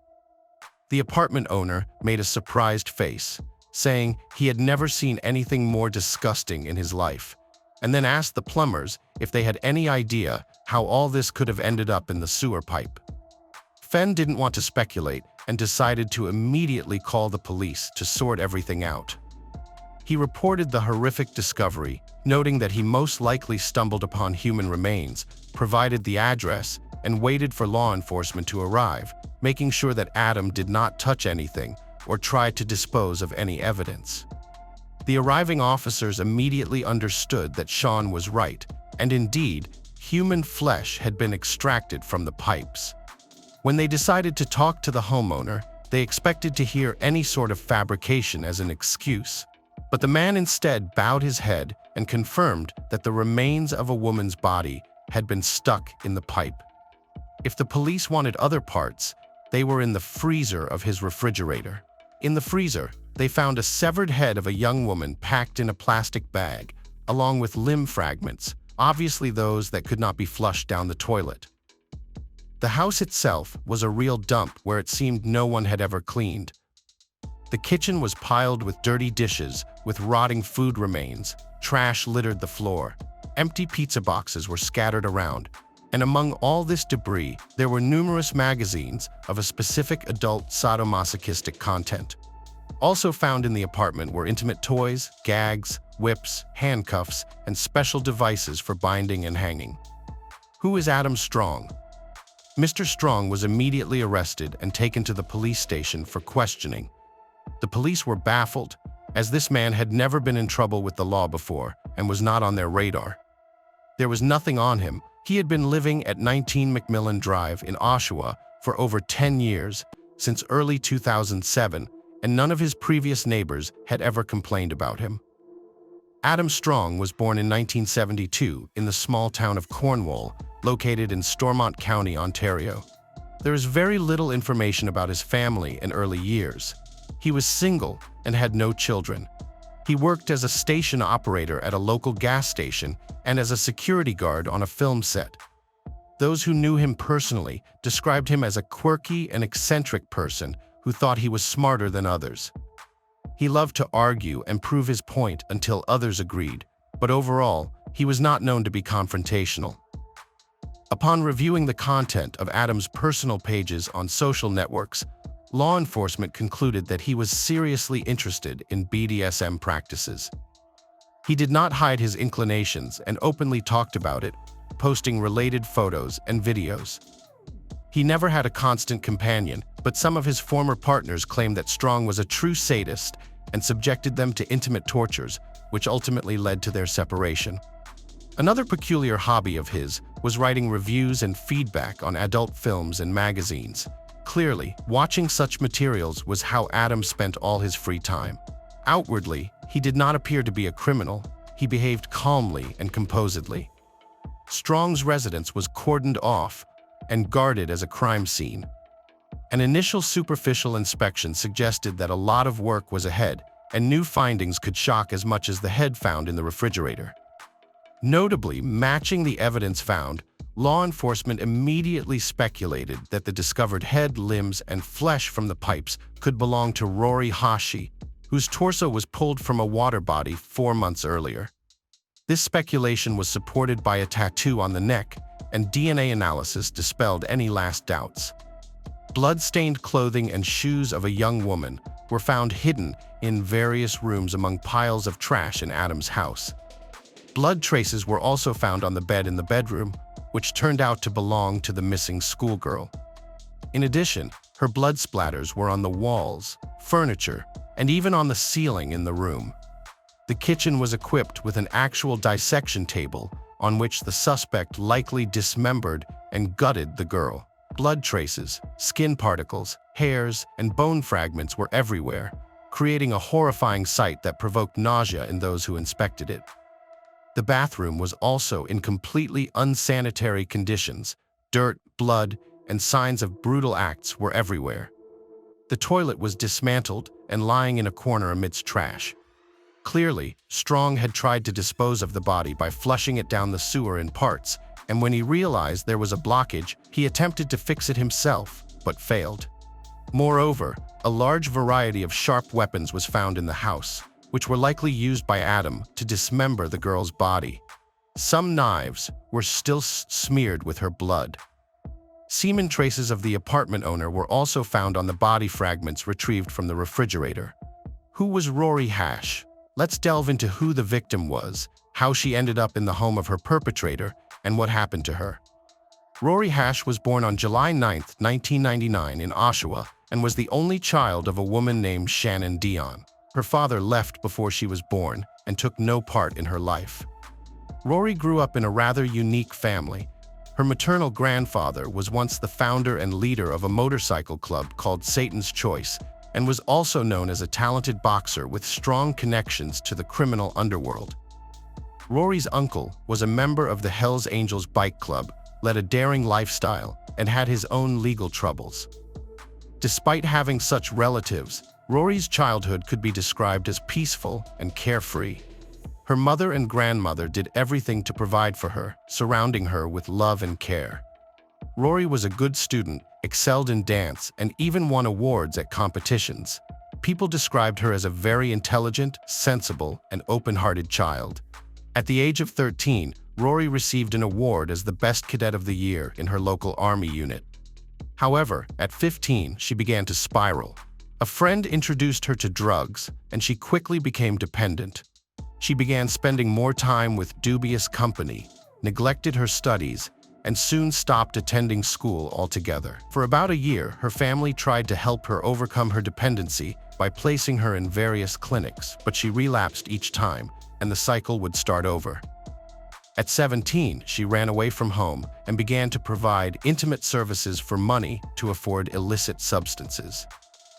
It was then that Shannon sought help from a specialized service for teens with dependencies, which managed to send Rory to mandatory treatment.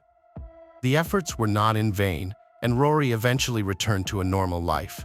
She found work as a salesperson in a local shop and studied remotely to pass her exams and obtain a high school diploma, with hopes of attending college in the future.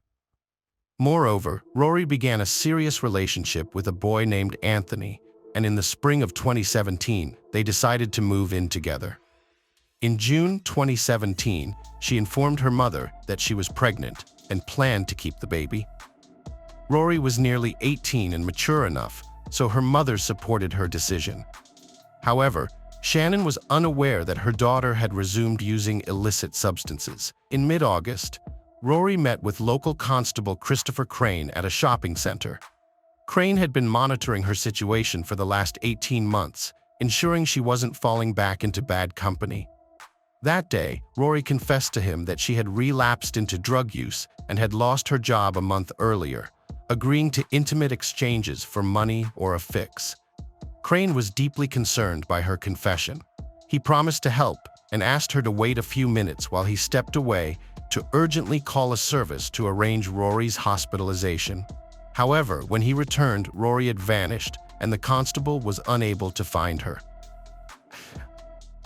The next day, Rory's mother and uncle brought her to the hospital after finding her incoherent from substance use. For some reason, the relatives did not stay with her but left her in the emergency room queue and stepped out for about an hour. Upon their return, they found that she had disappeared and she was never seen alive again. Surveillance footage showed that she simply got up, walked to the exit, and left the hospital. Her family filed a missing person report the following day, but despite extensive searches and the rapid spread on social media, no trace of her was found. Although it was never definitively established how she ended up in Strong's house, it is most likely that her desperate need for drugs led her there to provide intimate services to the man. Investigation begins after Adam immediately informed the police about the location of the remaining body parts. Investigators expected him to start confessing. However, once at the station, he became withdrawn and refused to answer questions. He remained calm and did not admit to any wrongdoing, Since there was no direct evidence linking him to the girl's death, he was only charged with desecration of a body. Despite his lawyer's efforts, the detainee was denied bail and remained in jail pending trial. The investigators didn't know how to approach him effectively and tried to provoke an emotional response to make him reveal himself during questioning. However, Strong was not easily manipulated and carefully avoided questions about how Hash ended up in his house and what he did to her. Meanwhile, he willingly talked about his love for bladed weapons and his extensive collection of knives. Searches continued in Adam's house, and in one room, hidden in a closet, a dirty hunting knife was found with dried skin fragments that appeared human. DNA testing revealed that the samples from the knife did not match Rory's but belonged to another individual. Identifying the person took several months, but by July 2017, it was clear that the traces on the weapon were from a young woman named Candace Fitzpatrick, who had disappeared about 10 years earlier. Candace Fitzpatrick had much in common with Rory Hash.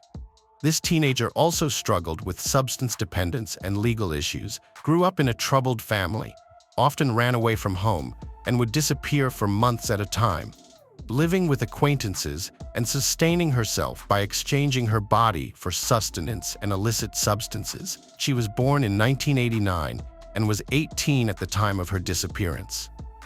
Her family did not immediately notice her disappearance and only reported her missing almost 2 years later, by which time it was too late to find any leads. Additionally, her lifestyle and social circle led many to assume she could have ended up anywhere. For 10 years, Candace's parents believed that she had run away, but hoped she would eventually return. However, the news from law enforcement in 2018 shattered their hopes of ever seeing their daughter alive again. It is notable that both victims of the suspect were the same age and bore a striking resemblance to each other. They looked almost like sisters. This led to the belief that the police had apprehended a serial predator, and while Candace and Rory were not his only victims, only the remains of the latter were found. When questioned about the second woman, Strong unexpectedly decided to bargain. He acknowledged his serious predicament and expressed a willingness to cooperate, but only in exchange for more comfortable living conditions. He demanded a private cell, a large TV, internet access, and even specified a menu of his preferred meals. The law enforcement officials were outraged by his audacity, but conceded to gain the information. Adam started his story by recounting his difficult childhood, detailing how he had been abused by his stepfather from the age of 5, and how he had started torturing and ending the lives of animals from the age of 7, finding physical pleasure in these acts. He also discussed his intimate preferences and lamented his inability to find a woman who shared his interests in this area. When the conversation turned to Rory, he described in detail and with apparent pleasure how he had dismembered her, expressing regret that his plumbing had failed him. However, the police were unable to secure a confession regarding her demise.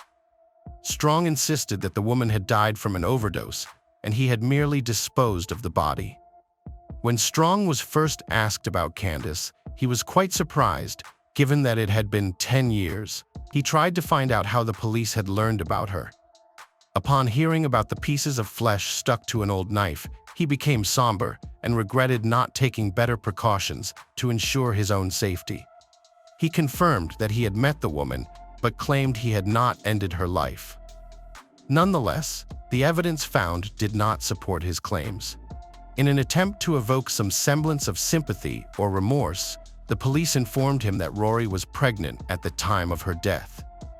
However, Adam vehemently denied this. A detective noted that the pregnancy was in its early stages, so it might not have been visibly noticeable.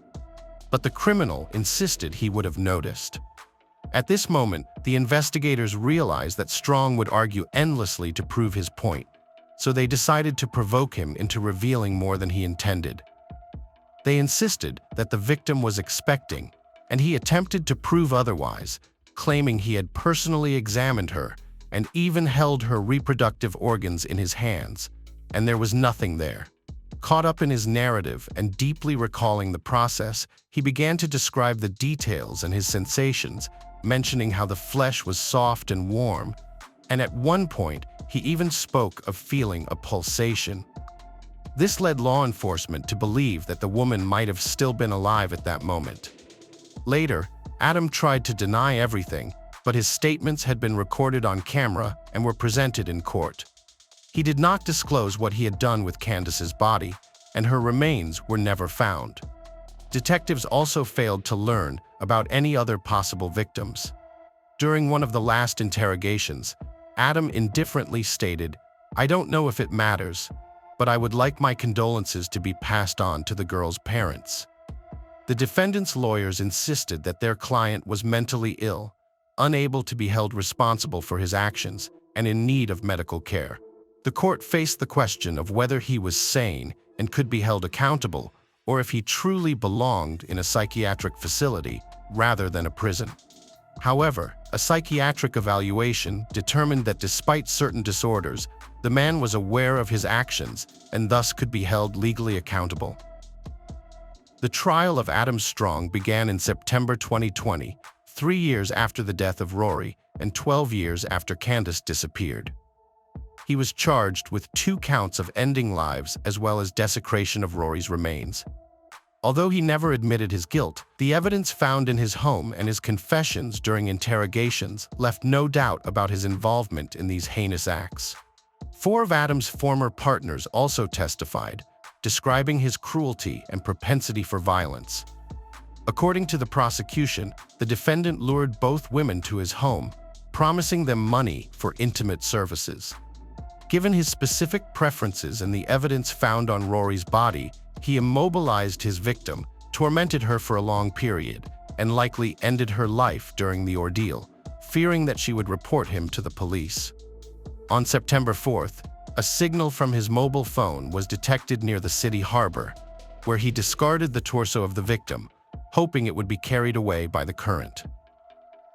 In April 2021, Adam Strong was found guilty of ending the lives of Candace Fitzpatrick and Rory Hash, as well as desecration of the latter's remains. He was sentenced to life imprisonment without the possibility of parole. The verdict didn't particularly disturb the criminal, who noted in his closing remarks that his prison cell was much better and more comfortable than his previous living conditions. 6 months after his sentencing, Adam unexpectedly confessed to the location of the first victim's remains. Following his directions, the search lasted several months until the police discovered human bones. DNA testing confirmed that the skeleton belonged to Candace Fitzpatrick, which was officially announced in conclusion. Investigators are almost certain there could be more victims in the Strong case, at least one more woman. Notably, when Adam was brought in for his initial interrogation, his personal items were confiscated, among which was a chain with 3 rings.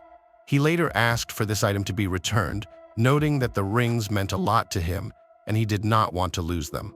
Subsequently, relatives of Rory and Candace identified 2 of the rings as belonging to their daughters, but the 3rd ring remains unidentified. Georgina Kruger was born on April 11, 1992 in Munich.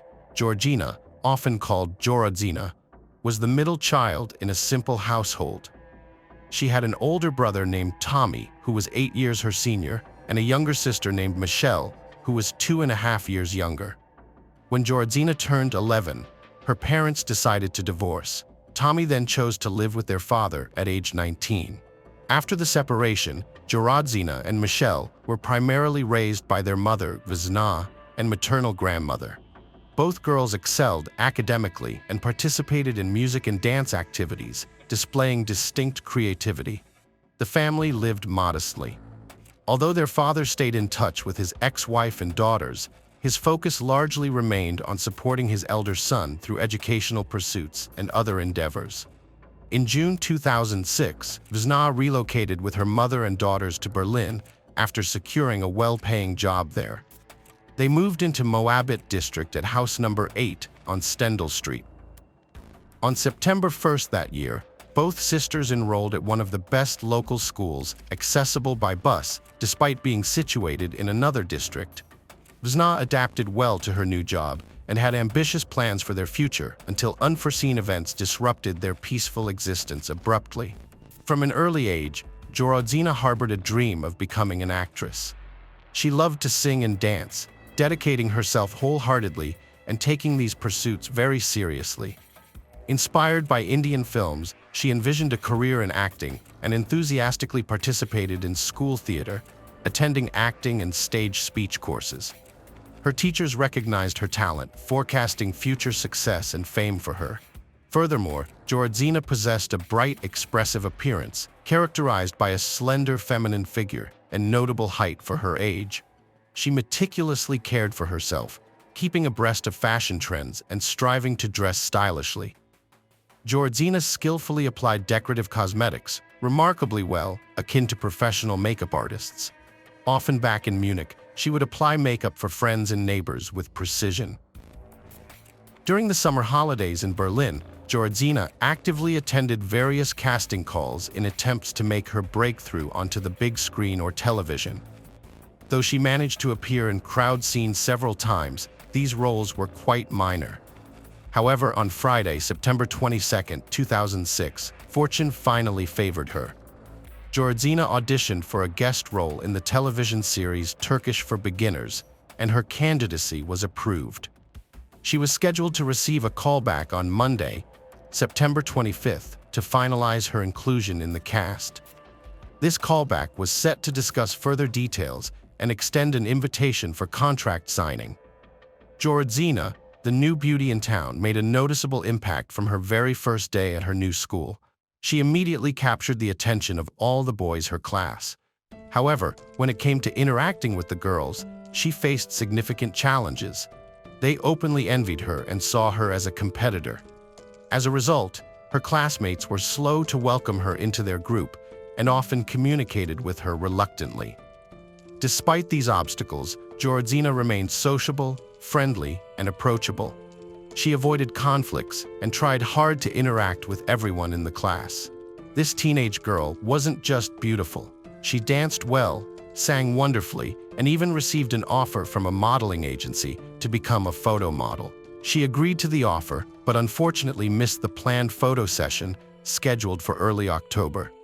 Jorodzina harbored dreams of making it big in Hollywood or Bollywood one day. She envisioned herself walking on the red carpets of prestigious film festivals amidst celebrities, dreaming of fame, recognition, and film awards. To achieve these aspirations, she was prepared to work diligently on herself. Just as these dreams seemed within reach, Jorodzina suddenly disappeared without a trace, a few miles from home. At that time, she was awaiting confirmation for a role in a TV series and had no doubts about securing it. Throughout that weekend, Jorodzina could think of nothing else but the anticipated call from the studio that would decide her future. She was filled with excitement and inspiration, already imagining herself on set, preparing for her lines. On Monday morning, September 25th, as usual, she headed to school. She was expected back home by 2 p.m., and since the call was expected later that afternoon, Jorodzina asked her grandmother to answer all calls in her absence. The day felt endlessly long for Kruger. Jorodzina's classmates noticed she kept checking the time and seemed unable to focus on her lessons.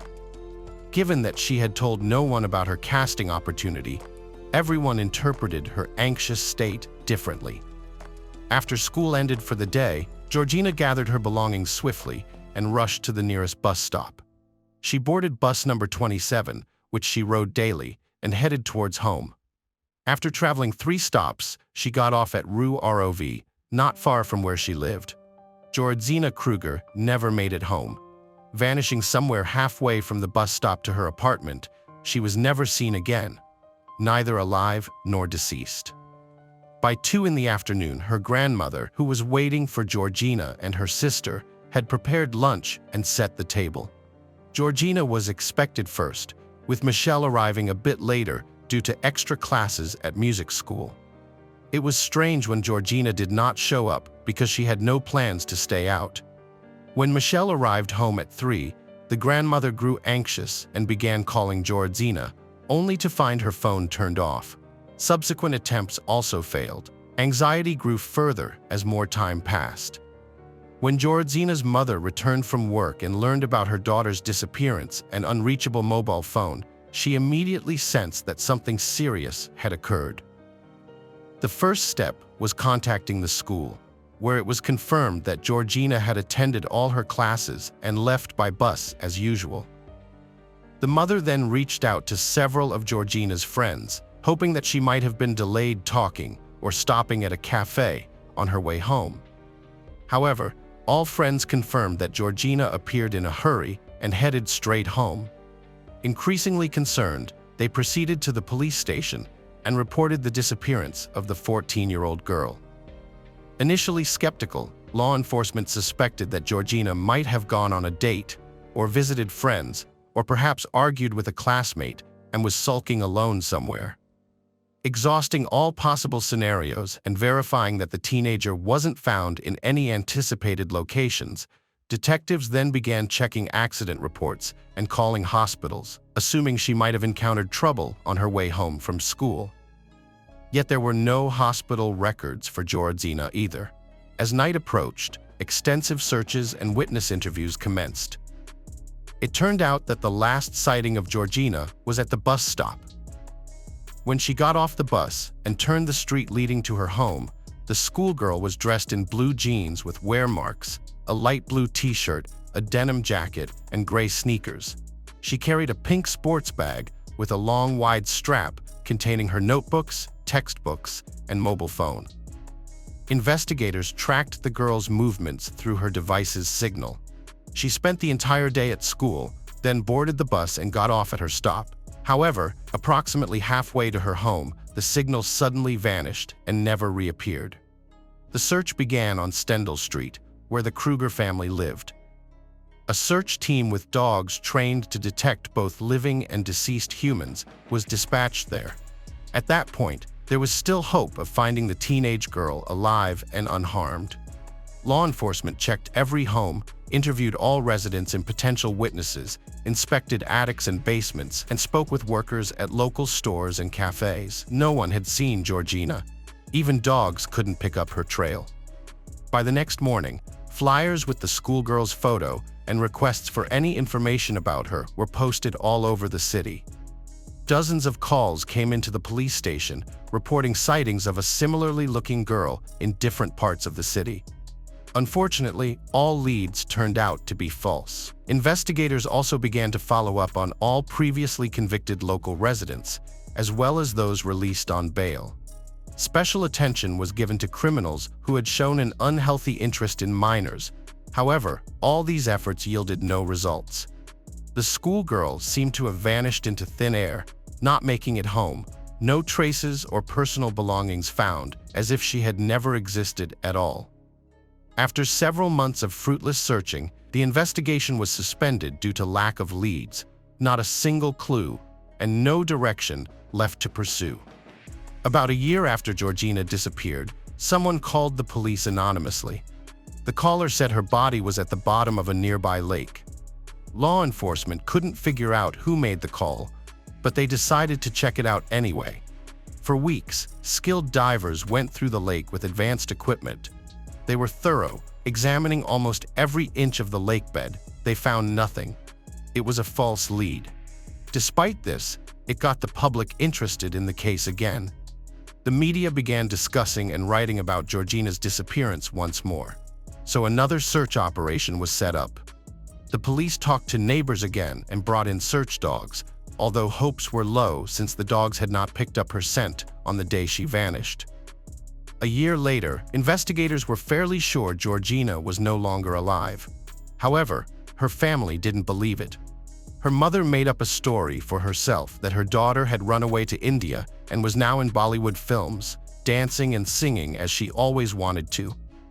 These thoughts comforted her mother and helped her carry on for the sake of her younger daughter. Efforts to find Georgina resumed from time to time. In 2016, nearly 10 years after she vanished, a resident of Stendhal Street contacted police about a troubling neighbor who invited underage girls over regularly. This neighbor was a 35-year-old Turkish immigrant named Ali K. Publicly, Ali K appeared to be an exemplary family man. He was married and raising 3 kids. But closer investigation worried police officers as they delved into his background and personality. 4 years earlier, he had already been under suspicion and investigated by authorities due to concerning behavior patterns. At that time, he deceitfully lured a local schoolgirl by promising to sell her a trendy smartphone at a symbolic price. He took the girl to his storeroom, located in the basement of the apartment building. There, he struck her on the head and coerced her into intimate closeness. Afterward, he made the teenager swear she wouldn't tell anyone about what happened.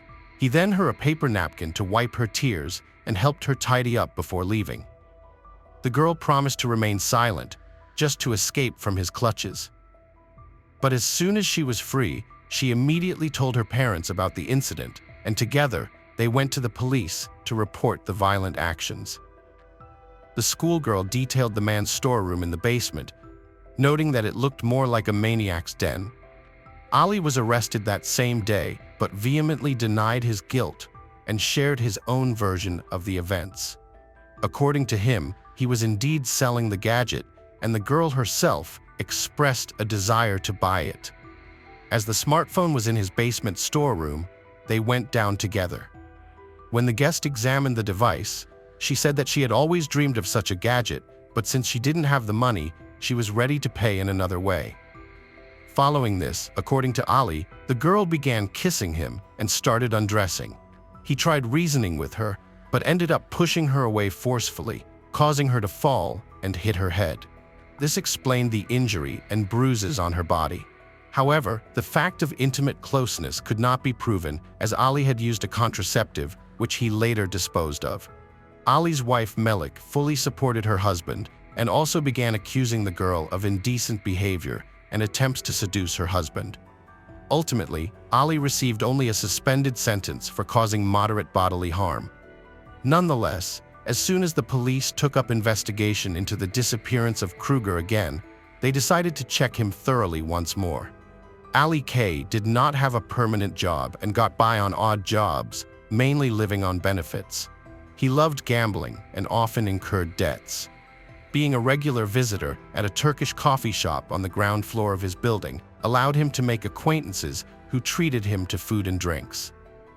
Despite his precarious lifestyle, Ali carefully maintained his appearance, desperately trying to look younger than his years, wearing fashionable clothes even if it meant spending children's benefits on them. The main oddity about Ali K was his attraction to young girls, which raised several flags during this renewed investigation into Kruger's disappearance. To ensure that the suspect wouldn't become suspicious and would feel secure, a special agent codenamed Hakan was prepared and sent in. He posed as a successful businessman who had recently moved to the Moabit area to open a car service station. A few times, he visited the cafe in Ali's building, loudly discussing business plans and details with a partner. As they left, the partner mentioned the need to find a manager soon, noting that it was a well-paying position and that it was important to choose wisely. After these words, the second man left, while Hakan stayed to finish his coffee. Suddenly, Ali approached and sat at his table. He immediately offered himself for the manager position. A conversation ensued, which quickly turned into a casual chat. The businessman noted that Ali might fit the role and then mentioned the salary. Ali's eyes lit up at the figure. He began dreaming of paying off his debts and buying the sports car he had always wanted. The men exchanged phone numbers, and from that day on, they began communicating regularly. Their relationship quickly grew into a friendship. Hakan even started taking Ali on business trips to other cities, aiming to get closer to him and gain his trust. But this friendship had an unexpected effect. As the suspect tried to appear as the best version of himself to his prospective employer, he boasted of his achievements, even minor ones, and preferred to stay silent about any wrongful acts. Several months later, realizing that the case was not progressing, the investigation decided to introduce another agent, this time a woman who would play Hakan's girlfriend. This introduced Susan into the scenario. Her goal was to befriend Ali's wife Melik and try uncover any secrets her husband might be keeping. It only took a few meetings for them all to get along well, after which all four started socializing as families. Malik was sociable, but regarded her husband as nearly a saint. For years, she had turned a blind eye to his infidelities, did not believe the schoolgirl who accused him of violence, and remained convinced her husband was simply unlucky with jobs, despite being a very good person in her eyes. But now, everything would change soon. Susan realized that Ali's wife wasn't just covering for him. She truly believed he was incapable of harming. The agents decided to use a trick by spreading a rumor that progress had been made in the Crew case, and an unnamed source had indicated where to find her body. Hakan left a newspaper with this article in his car, which Ali had started borrowing occasionally. Several cameras and recording devices were also installed in this car. When the suspect and his wife got into the car, she soon noticed the newspaper left behind, quickly skimmed the article, showed a bit of surprise that the case was still being investigated, and then, indifferently, put the paper aside. It became clear that Malik knew nothing about this. Otherwise, she would have inadvertently revealed herself. 6 months later, the investigation finally concluded that their plan had failed. The K family had become friends with the agents, even trusting them to look after their children. But no confessions were forthcoming. Ali strived to appear honest and upright, and his wife was simply unaware of the crime her husband had committed. Maintaining their cover was becoming increasingly expensive.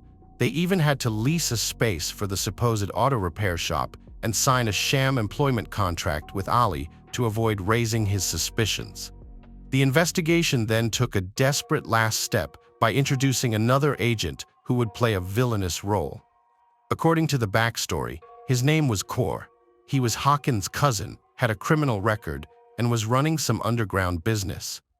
The hope was that Ali, meeting a kindred spirit, would open up and confess his sins. The men quickly bonded over their shared interests. Kaur treated his new friend to drinks, and together they visited various clubs and houses of ill repute. The new friend confessed that he made money through not entirely legal means and thus wanted to spend it indulgently, with Ali willingly helping him in this endeavor. Simultaneously, Kaur constantly complained about his girlfriend, with whom he supposedly could not break up because she was blackmailing him and threatening to report his illegal business to the police, according to him. She was constantly demanding money, and her needs were growing.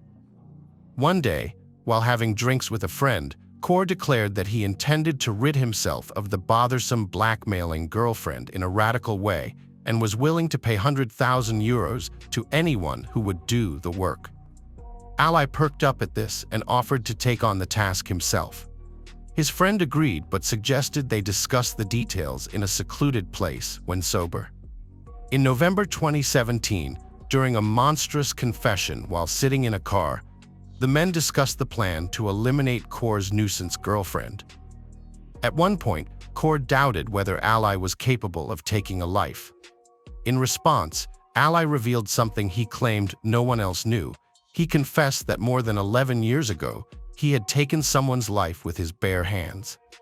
Ali stated that in 2006, a stunning young girl had moved onto his street and completely captivated him. She passed by his house twice a day on her way to and from school, so he memorized her schedule and would step out to greet her and pay compliments. Despite her young age, he described her as attractive and felt intense desire for her. One warm September day, when the girl was returning from school and the street was unusually quiet and deserted, Ali saw his chance. He asked a neighbor girl to help him move some items from his storage area, and she kindly agreed, not sensing any danger. Once they were in the basement, he locked the door and tried to kiss the schoolgirl who struggled and screamed. He then knocked her unconscious with a blow to the head and took advantage of her. After the incident, afraid she might report him to the police, he decided not to let her go. He grabbed her throat with his hands and squeezed as hard as he could. Ali described this process in detail, explaining how he felt the crunch and sensed the pulse in her neck fade away. The girl's body lay in the basement for several days. If the search team had looked into his storage area during this time, they would have immediately uncovered the perpetrator, but no one suspected anything, and once bar. The commotion had died down. He wrapped the body in an old rug and disposed of it in a garbage bin, which went directly to the landfill. Ali's confessions were recorded on a camera installed in Cora's car. By the evening of that same day, he was taken into. Unfortunately, the girl's remains were never found, as the waste at the landfill was regularly incinerated. Her body was essentially cremated. The trial and verdict. The hearings in this case lasted another 2.5 years before a final verdict was delivered. The criminal adamantly denied any wrongdoing, claiming that he had fabricated the entire story to gain Cora's trust. In reality, he planned to rescue his girlfriend by turning in his friend to the police as soon as he received the money. No additional evidence was found besides the criminal's own confession. However, his detailed and vivid account was enough to convince the jury of his guilt. In March 2020, nearly 14 years after Georgina's disappearance, Ali K was sentenced to life imprisonment with no possibility of ever being released. His wife Malik never believed in her husband's guilt, convinced that he had implicated himself while pursuing a noble cause. Dorothy Stratton, a 20-year-old model, had it all: youth allure, wealth, triumph, and a cherished partner. Dorothy was predicted to have a bright future in the limelight, but fate had different plans. Her full name was Dorothy Ruth Hoogstraten. She was born on February 28, 1960, in a modest neighborhood on the outskirts of Vancouver. Her parents had moved to Canada from the Netherlands a year after her birth. The Stratton family then welcomed a son named John, and 7 years later, a younger sister named Louise. The Hutton family led a simple life. Dorothy excelled academically in school, but never aspired to become a celebrity or considered a glamorous career during her childhood. All she longed for were the basic necessities that her impoverished family couldn't afford. In 1977, while still in high school, Dorothy worked as a waitress at Dairy Queen, a local fast food joint. With her blonde hair, charming face, and mature figure for her age, the 17-year-old quickly attracted attention from patrons. Both young men and older, prosperous men were captivated by her beauty. One evening, about 30 minutes before closing time at the snack bar where Dorothy worked, an intriguing young man named Paul Snyder walked in. He immediately noticed the appealing young waitress. Paul made his order and handed her a large bill for payment. When Dorothy mentioned she couldn't provide change for such an amount, Paul smiled and suggested she keep the change if she agreed to go on a date with him. Without much hesitation, the girl consented. At that time, 26-year-old Paul Snyder was quite well known in Vancouver. His job involved managing and scouting performers for club gigs. Catherine Paligi, often referred to as Night Butterflies, Catherine Paligi. He had numerous friends and connections throughout Canada.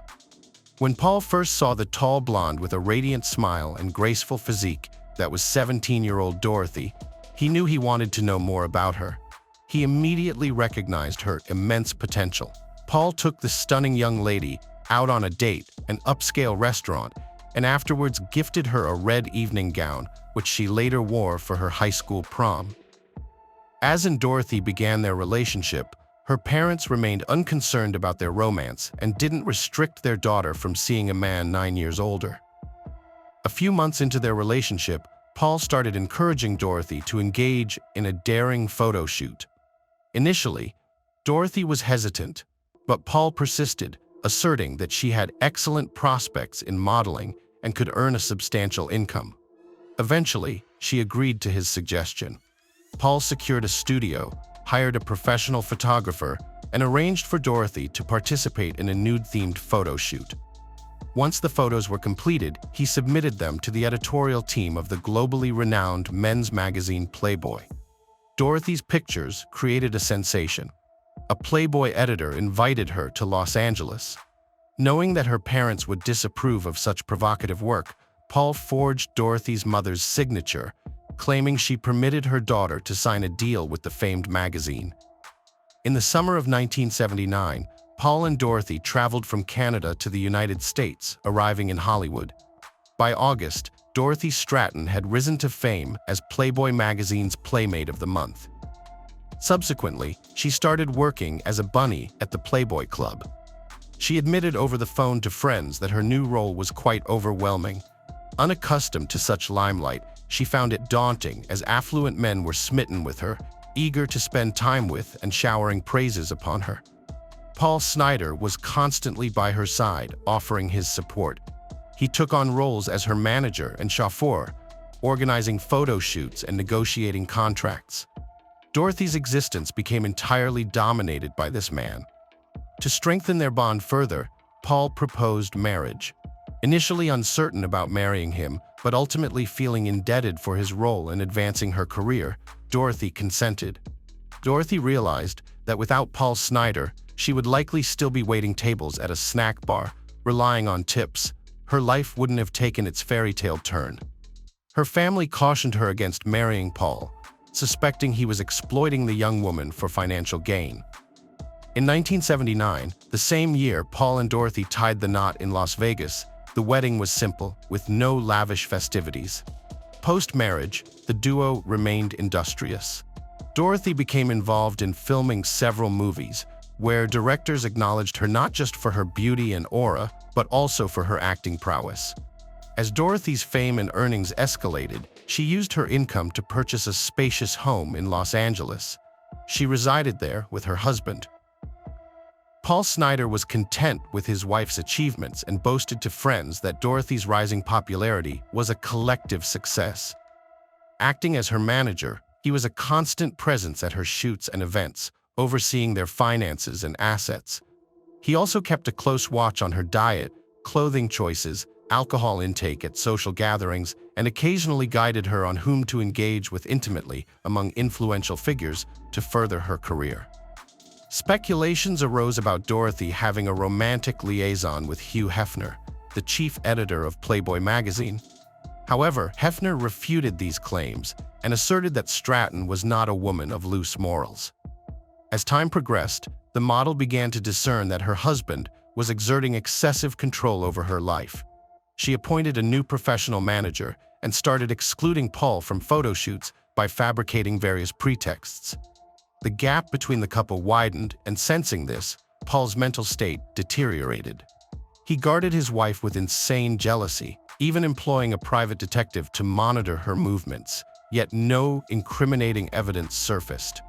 Paul imposed restrictions on his wife's wardrobe, disallowing her from wearing provocative attire because he didn't want men who offered no financial gain to their family admiring her. He instigated conflicts and, in moments of rage, even resorted to physical abuse. Dorothy struggled to cope with her husband's aggressive outbursts, increasingly seeking distance from him. Friends and colleagues noticed the growing troubles in Paul and Dorothy's marriage.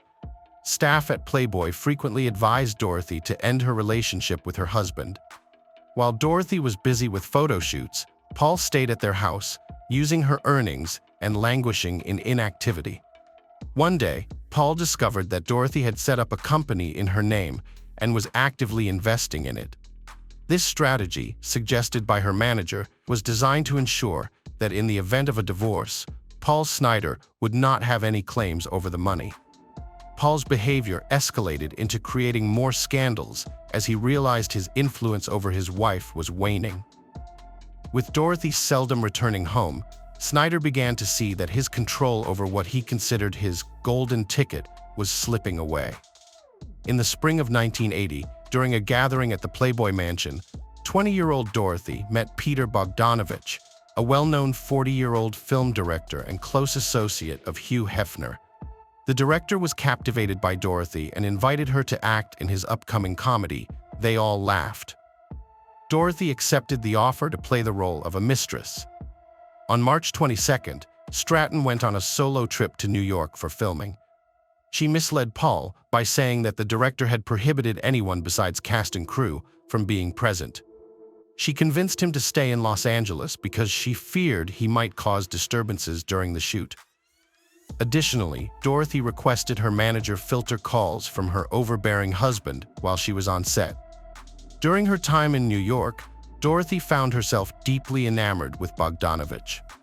A passionate romance blossomed between them, filling Dorothy with joy. She did not want to miss this opportunity with an influential director. As a result, her demeanor toward her husband became increasingly distant and aloof. Dorothy spent 2 months in New York. During period, Paul Snider remained alone in their expansive house in Los Angeles. Occasionally, he would bring other women home, who were surprised to find that Paul was being unfaithful to such a stunning spouse, a Playboy model. In April 1980, Dorothy returned to California for the Playboy Award ceremony. She earned the prestigious title of Playmate of the Year and graced the magazine's cover, gaining a new accolade. As part of her recognition, she received a lavish gift from Playboy, a Jaguar sports car and a cash award of $200,000. Dorothy had developed a close friendship with Hugh Hefner, the chief editor, who harbored great expectations for this rising star. After the ceremony, Dorothy embarked on a 2-week promotional tour across Canada. On weekends, she flew out for dates with director Peter Bogdanovich. She intended to spend the final days of the tour with her family in Vancouver. Upon learning this, Paul Snider immediately flew to Canada. Leveraging his past experience as a nightclub manager and his numerous connections in Vancouver, during Dorothy's brief holiday, Paul coerced her into working in clubs and pocketed all the profits. During this time, a significant altercation erupted between them. In tears, Dorothy suggested quitting her career to salvage their marriage. She proposed that they both return to her parents and start afresh. However, Snider rejected this idea. After the tour in Canada, Dorothy returned to New York and continued filming the comedy They All Laughed. She began ignoring her husband's calls and further distanced herself from him. One day, Dorothy called Paul herself and asked for more freedom in their relationship. Snider became increasingly depressed and very angry with his wife. It is known that at that time, Paul Snider was involved with a young girl who was not yet 18 years old. She had a model-like appearance, and Paul hoped to make her a new Playboy bunny. In June 1980, on their first wedding anniversary, Paul got a distressing letter from Dorothy. She mentioned wanting a divorce and said she would stop giving him financial support. This confirmed Paul's fears about her being unfaithful director Peter Bogdanovich. Paul hired a private investigator to dig up evidence of this alleged affair. One time, Paul called Dorothy's manager, threatening to cause a disturbance or maybe something even worse. The manager told Dorothy to get a bodyguard and be careful of Paul, but she ignored the advice. Paul, without a green card and facing work barriers in America, saw his finances dwindle. He started draining their joint bank accounts and sold off valuable items like collectibles, jewelry, and a Jaguar sports car that Playboy had given her. He accepted cash transactions only and often sold at big discounts. To make matters worse, Paul also rented out rooms in their large home to friends, driven partly by depression and loneliness. He began thinking about going back to Canada. In mid-July, after filming for They All Laughed ended, Dorothy and Bogdanovich went on a 10-day trip to England. They came back to Los Angeles on July 30th. Dorothy then moved into Bogdanovich's mansion in Beverly Hills. On the afternoon of July 31st, Paul borrowed a handgun from someone he knew. That night, he went to Peter Bogdanovich's house with the gun in hand. He hid nearby, determined to shoot anyone who came close to the gates of the mansion. After waiting several hours and growing impatient, Paul drove up to a mountain area overlooking Los Angeles at night. He later told a friend that during his time alone there, he was plagued by dark thoughts about ending his own life late into the night. Snider returned to their home a week later on August 3rd. Paul managed to convince Dorothy to meet him at their residence. He hoped to rekindle their relationship, reminiscent of the charm he wielded in the modest diner where they first met. However, the Dorothy who arrived was no longer the naive schoolgirl he once knew. She had transformed into a self-assured woman, no longer easily swayed by her husband's persuasions. Dorothy revealed to Paul that she loved another man and intended to divorce him. Snider, maintaining his composure, requested that she return in a week so they could calmly discuss the particulars of their separation. The following day, Paul zealously set out to purchase a firearm. He scoured shops, but his Canadian citizenship deterred sellers from transacting with him. He even asked his private investigator to procure a rifle under the pretext of self-protection and home security. However, the detective dissuaded him and declined to assist. On August 11th, Snyder spotted an ad in the newspaper. A hunter was selling an old 12-gauge shotgun. He drove to the San Fernando Valley intending to inspect and potentially acquire the firearm. Unfortunately, he lost his way and failed to locate the address and had to return without it. On August 13th, 2 days later, Paul revisited the same location. This time, he successfully found the seller and purchased the aged shotgun, telling them of his plans to go hunting. On August 14th, anticipating his meeting with Dorothy, Paul Snyder requested his roommates vacate the house until evening to ensure uninterrupted privacy for his conversation with his wife. Dorothy's managers and assistants urged her to let them accompany her to the meeting or handle the divorce discussions over phone calls. However, Dorothy chose to go alone. She carried a substantial amount of money with her, intending to generously express her gratitude for Paul's past contributions in her life. She aimed for a peaceful separation and hoped to maintain a cordial relationship. Believing the meeting would be brief, she scheduled a photo shoot for later that evening. Dorothy arrived at her home at noon on August 14th to meet with Paul Snyder. He courteously welcomed her inside. Shortly after, her phone rang. It was a safety check call from her manager. They had pre-arranged that if Dorothy encountered any trouble, she would use a specific code word during the call. She assured the caller that all was well and quickly concluded the conversation. The discussion between Dorothy and Paul continued, but eventually escalated into a dispute. In a sudden violent outburst, Paul Snyder produced a shotgun and fatally shot Dorothy in the face. It was reported that following this heinous act, Paul engaged in an act of necrophilia with his deceased wife before turning the gun on himself. At 8 p.m., the roommates returned to the house, noticing Stratton's car parked outside. Inside, they found her handbag in the living room. Assuming Paul had reconciled with his wife and they were together in the bedroom, the roommates retreated to their own room, turned on the TV, and endeavored to be as quiet as possible, not wanting to intrude on the couple's privacy. Meanwhile, Dorothy's managers became increasingly anxious as she had ceased responding to their calls. At 11 p.m., they finally managed to contact someone at Paul and Dorothy's residence. The roommates took the call and after hanging up decided to check the master bedroom. There, they stumbled upon a gruesome sight. Both Dorothy and Paul were found dead.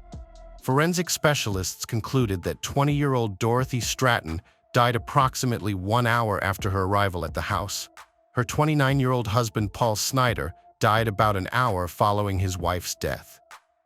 Hugh Hefner was among the first to be informed of this tragic event.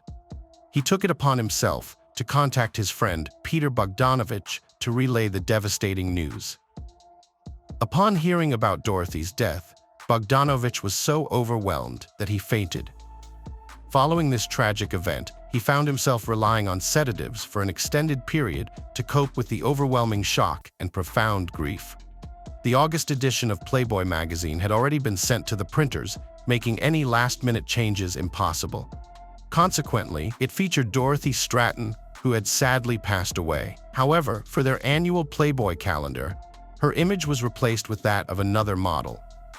Hugh Hefner shared his thoughts on the somber incident, remarking, "There's a stereotype that a poor girl from a small town makes it to the pages of a magazine, moves to Hollywood, builds a dazzling career, and then dies tragically at the height of her powers.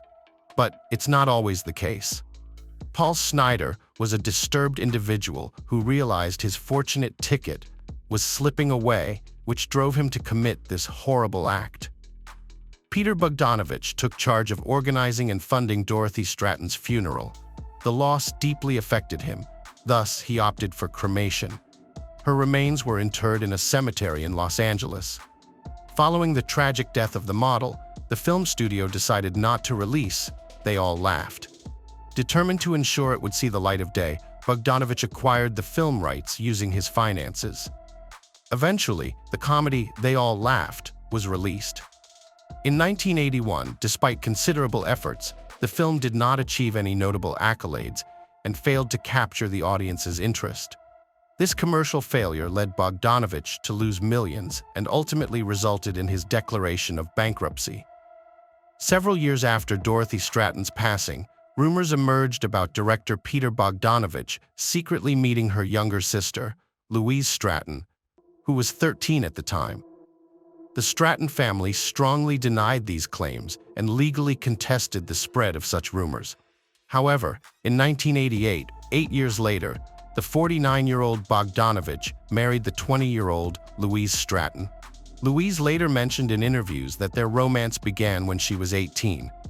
The marriage of Peter Bogdanovich and Louise Stratton lasted for 13 years, ending in divorce in 2001. Peter never remarried. He dedicated his life to his cinematic endeavors and passed away in 2022 at the age of 82. Louise Stratton now resides in her hometown of Vancouver and is pursuing a career as a Canadian actress and producer. Over 4 decades since Dorothy Stratton's murder, her life and story have continued to inspire various creative works, including films, books, and songs. A recent tribute to her can be seen in the crime drama series Welcome to Chippendales, which chronicles the story of the famed male strip dance group Chippendales, co-founded by Paul Snider. In this series, Dorothy Stratton is portrayed by Nicola Peltz, who is married into the Beckham family. Today we will learn about the case of Wendy Trepaga. The Wendy Trepaga case is one of the most notorious murder cases in Miami, Florida. Wendy Trepaga, a young and beautiful woman, was found brutally murdered. After just 4 days, Wendy Trepaga was taken from this life, her face left completely marred. In marrying the man she believed to be her dream partner, Wendy Trepaga, without realizing, took a step toward her own demise. The young 28-year-old single mother dedicated herself to raising her daughter, striving to be an exemplary parent. She was in a relationship with Michele Escoto, a man noted for his height, charm, and handsomeness. Their relationship, initially platonic and harmonious, gradually blossomed into romance. Yolanda Cerrillo and Michele Escoto's paths crossed at a computer technology school where they were stark contrasts. She a rigid person, he an adventurous romantic, and the soul of any gathering, always in pursuit of excitement. Yet, as the saying goes, opposites attract. By the age of 30, Michele Escoto was earnest about marriage. The duo had cohabited for roughly a year, during which Michele Escoto became a father, their son Cirio. All seemed well, except for one of Michele Escoto's aspirations. He harbored the ambition of carving out a successful career and launching his own venture. Yolanda Cerrillo was wholly supportive, understanding that his success would ensure a stable future for her and her daughter. She harbored hopes of marrying Michele Escoto. Her dreams reflect a fairy tale romance, imagining a heroic savior who will take her to a majestic castle. Michele Escoto surpasses her previous partners by having a significant impact on her life. He is committed to providing the ideal life they both desire once his financial goals are achieved. Taking a practical approach, he quickly identifies profitable sectors in Miami and partners with wealthy colleagues to establish beauty salons, spas, cosmetic clinics, and surgery centers. Recognizing the demand for aesthetics, Escoto decides to enter this field. With a background in hairstyling, he aims to learn the business aspects required for his salon, which he envisions as a welcoming sanctuary for all. Mel enrolls in courses at Label Beauty School starting in February 2002. At the school, Escoto, one of the few men present, finds himself surrounded by ambitious women who appreciate his values. His natural charm easily earns him admiration, especially from his female peers. This environment reignites his youthful charisma. Despite being married to Yolanda Cerrillo, Michele Escoto faces strong temptation from Wendy Trepaga, a captivating 21-year-old. While concealing his flirtatious behavior, Escoto returns to Cerrillo every night, pretending to live a family life. On March 31, 1988, tragedy struck as Wendy's 16-year-old self witnessed her father's plane catching fire at 150 feet above ground, crashing near the airstrip and taking the lives of all on board. The profound sorrow Wendy felt that day stayed with her for life. Her father passed away at the age of 61. Determined to support her family, her mother embarked on a new career as a school administrative assistant, eventually overseeing extracurricular programs at a Miami-Dade County primary school.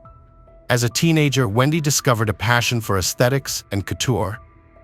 After completing her studies, Wendy entered into marriage, which ultimately ended, prompting her to follow in the footsteps of her family members who owned beauty parlors. Subsequently, she enrolled in the prestigious Beauty Academy in Miami, where she crossed paths with Michel Escoto, a gentleman who captivated her from the start. His flattering comments and ability to make her smile charmed her. Michel Escoto, a web design executive with a tech background, may have attracted Wendy Trapaga to older men for a sense of security following her father's early passing. Despite not revealing his existing commitment to Wendy, he invested more time in nurturing their emotional bond. Their friendship evolved, progressing from emotional to physical closeness, revealing a strong chemistry between them. While Yolanda Cerrillo thought he was career-focused, Wendy was open to exploring different levels of intimacy. Yolanda, unaware of Escoto's interactions with other women, found herself confused by the changes in their dynamic. Initially seeing Wendy as a conquest, Escoto's feelings for her grew over time. Their covert relationship at the Beauty Academy left Wendy puzzled, especially after being together for 2 months. Yolanda also observed a change as Escoto distanced himself, their connection resembling roommates rather than lovers, leading to a breakdown in communication and further estrangement. Michel Escoto ended his relationship with Yolanda Cerrillo in August 2002. He initiated an argument, expressed his grievances, packed his belongings, and left. Yolanda, who had envisioned a future with him, was left in disbelief as he departed without giving any explanation. Despite her persistent calls going unanswered, Yolanda managed to decipher the password to Michel's voicemail and discovered messages indicating he had moved in with another woman named Wendy Trapaga. Yolanda was shocked to learn that Michel had quickly moved on with Wendy after their breakup. They settled in a modest apartment in a secluded part of Miami and began their life together, much to the dismay of Wendy's mother. Her mother, who disapproved of Michel due to his age and lack of employment. Her mother was concerned about how they would sustain themselves and questioned their relationship progress. Despite her initial concerns, her mother ultimately hoped for Wendy's happiness and success with Michel. However, differences in their financial habits and suspicions about Michel's income source arose within the family. Wendy believed Michel earned money through his tech skills, unaware of other possible sources. The couple unexpectedly announced their impending marriage just 3 months into their cohabitation, surprising everyone, including her mother, who found it difficult to remain silent after holding back her objections previously. At this time, she was certain that her daughter was rushing into a decision, especially given their financial instability and lack of employment. These circumstances made even the idea of a simple wedding seem impractical. Despite her deep love and desire to support her daughter, Miriam's disapproval was evident. She was worried about the sudden nature of the decision and doubtful of her daughter's choice of partner. Nevertheless, determined to move forward, the couple planned to legalize their relationship at the City Hall in October 2002, opting for a straightforward legal process without any extravagant celebrations. When Miriam asked Wendy Trapaga for an explanation for the quick decision, Wendy revealed a surprising reason that shocked her mother. Wendy was pregnant, and due to their belief in conceiving children within marriage, they decided to marry on October 10, 2002. Michel Escoto and Wendy Trapaga exchanged vows at Miami Beach City Hall, marking their union without any grand celebrations. However, the couple still had hopes for a modest honeymoon and set their eyes on Key West, Florida, a charming destination not far from home, known for its colorful homes, great scuba diving spots, and an iconic bridge spanning the sea. Key West, located at the southernmost point of the United States, promised a romantic retreat, just a few hours' drive from Miami. Excited to begin their adventure, Michelle Escoto and Wendy Trapaga left for Key West on Friday, October 11th, looking forward to enjoying their newlywed bliss over the weekend before returning on Sunday evening. Their two-day escapade in Key West was filled with joyful moments shared between the newlyweds. However, upon their return to Miami on Sunday, the couple found themselves reluctant to end their brief holiday. In a gesture of continued celebration, Michelle Escoto booked a luxurious room at a prestigious hotel known for its romantic ambiance. Wendy Trapaga, pleased by the surprise extension of their honeymoon, informed her mother of their decision to prolong their stay, filling her with excitement. They had planned for a romantic evening, expecting to dine out, watch a movie, or dance at a nightclub. Despite concerns about Wendy Trapaga's pregnancy, her mother was mostly happy for her daughter's joy. Around midnight, the newlyweds arrived at the hotel and spent the next few hours enjoying each other's company in their room. Wendy Trapaga was content, unaware that it would be her last night in this world. At 5:30 a.m. on Monday, a phone call abruptly woke her mother. A glance at the clock sent a chill through her, and a sense of foreboding gripped her before she answered the phone. Her mind was flooded with anxious thoughts, mostly about Wendy Trapaga. It was Michelle Escoto, Wendy Trapaga's husband, on the line, puzzlingly asking if Wendy was with her. Michelle Escoto explained how they had been out drinking the previous night, and Wendy wanted to continue the night despite his concerns for their unborn child. This led to their first argument in the car on their way back. He went inside the apartment alone, leaving Wendy outside.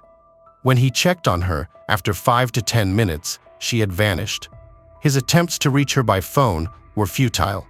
After a conversation with Michelle Escoto agreeing to give Wendy some space, her mother couldn't shake off worry about her pregnant daughter's whereabouts. When Michelle Escoto met Wendy's mother at the school where she worked, she encountered a visibly shaken and distressed man, unsure of what to do next. They would soon learn of Wendy Trapaga's fate, a truth they wished they never knew, as the unfolding events were more horrific than they could have imagined. At 6 a.m., a sanitation worker in the northwest area of Dade contacted the Miami police after spotting something unusual in a parking lot nestled between two vehicles during his regular route through a commercial warehouse district. He found the lifeless body of a woman wearing a blue evening dress, lying down and surrounded by a pool of blood. Blood splatters were visible on a nearby car, indicating that the violent act had taken place in that location. Forensic specialists, upon their arrival, were surprised. Upon examining the woman, they found that her body was disfigured and heavily battered, suggesting she had been struck multiple times with a heavy object. However, no potential weapons were found at the scene. The woman was quickly identified as Wendy Trapaga, thanks to her driver's license and other identification items found with her. Just hours before this tragic discovery, she had been a vibrant newlywed and was expecting her first child. Upon receiving the devastating news of her daughter's death, her mother was consumed by sorrow and tears, already grieving the loss of her husband and now facing the sudden and incomprehensible loss of her daughter. During the detectives' efforts to determine the identity of the young woman, her mother received a call from Michelle Escoto, inquiring about any updates on Wendy Trapaga. Struggling to convey the news to the groom that his bride was no longer alive, the mother was at a loss for words. A detective intervened and informed Michelle Escoto that they would visit his residence to discuss the matter in detail.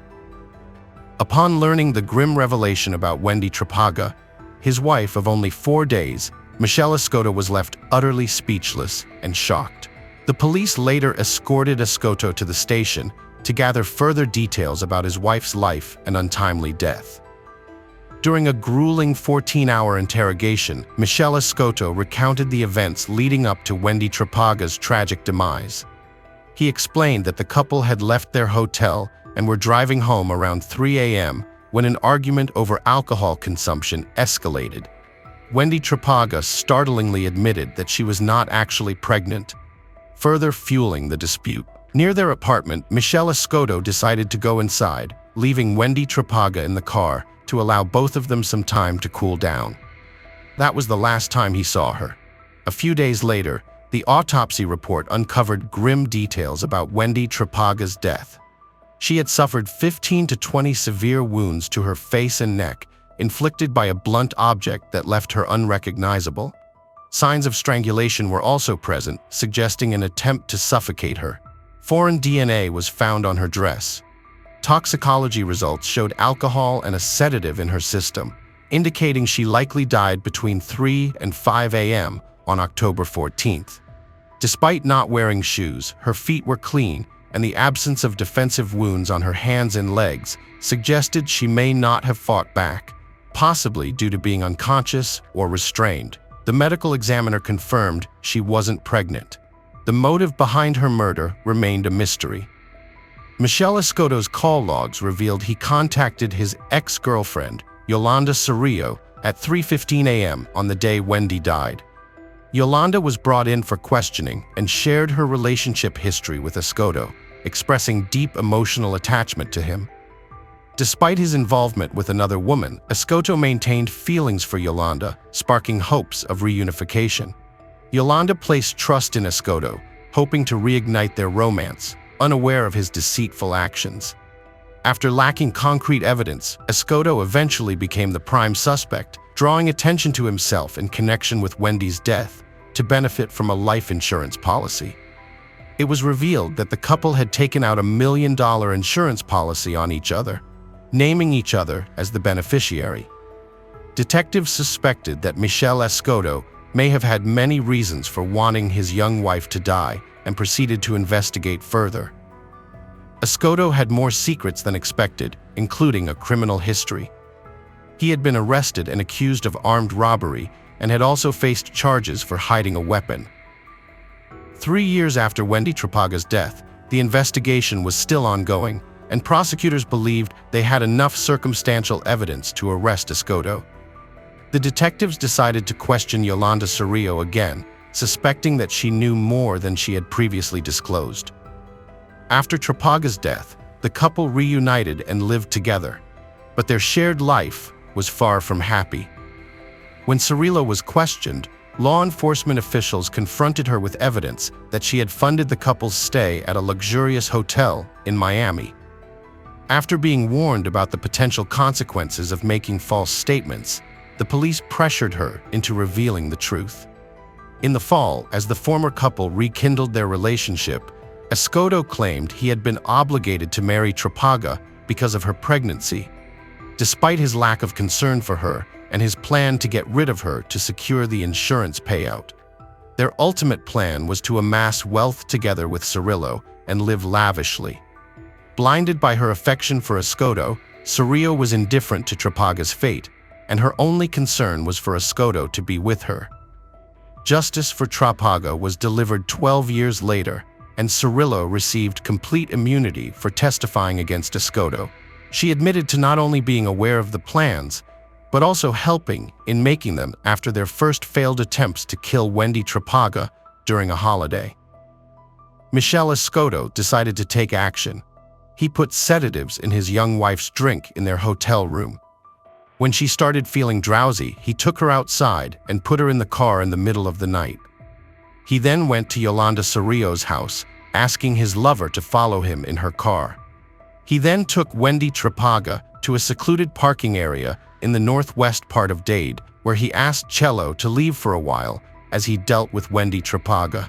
Yolanda Cerrillo saw her lover coming back to the car covered in blood and holding a crowbar. They then went to Biscayne Bay, where Michel Escoto got rid of the murder weapon and cleaned up. Yolanda Cerrillo then drove him back home, where they disposed of his bloodied clothes in a trash can.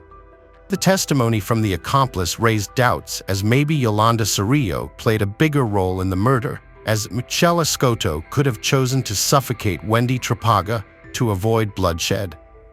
The jury found Michel Escoto guilty of first-degree murder after 2.5 hours and sentenced him to life in prison without parole.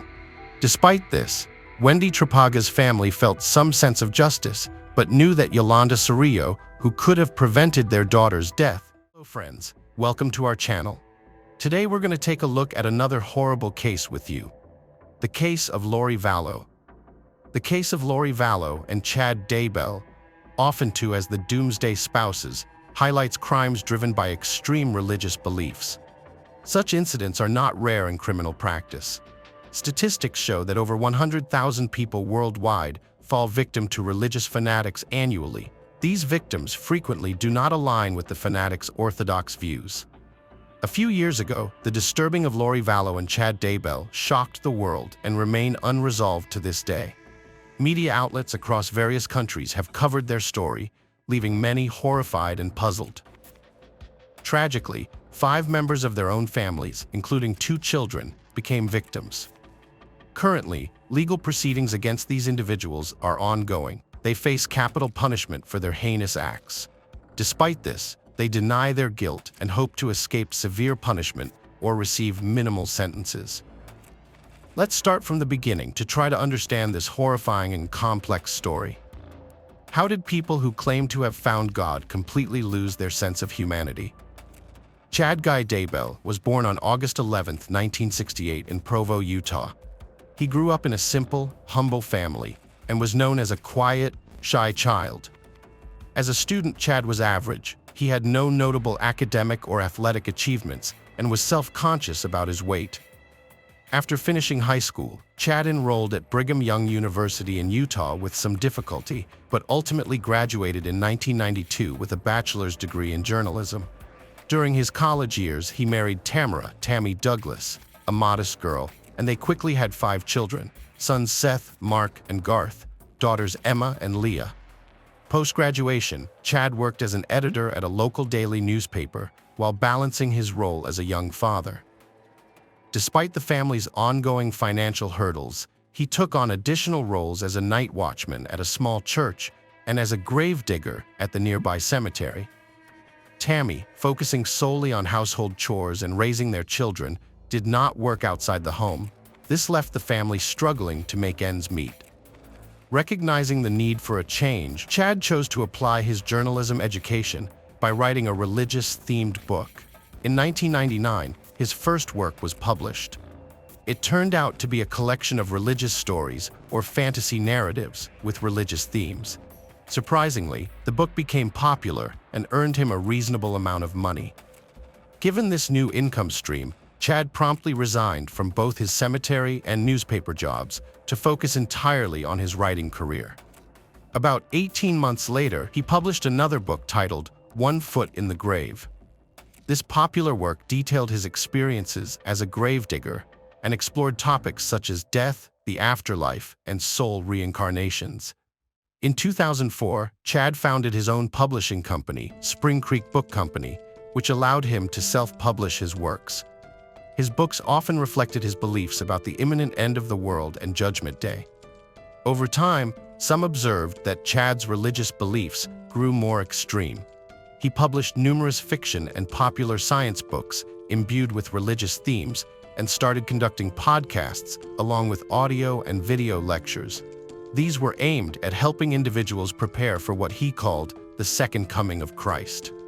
Chad described himself as an apocalyptic writer, claiming he could foresee the future and hear voices of the deceased delivering prophecies intended exclusively for him.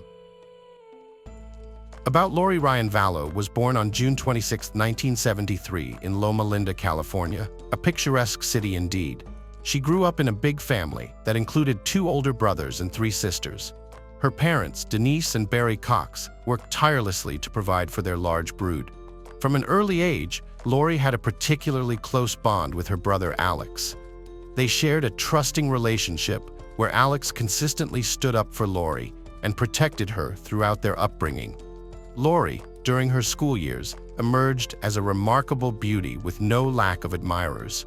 An attractive and charismatic blonde with a slender figure and a captivating smile, she enjoyed being the center of attention. She was known for her spirited and adventurous personality.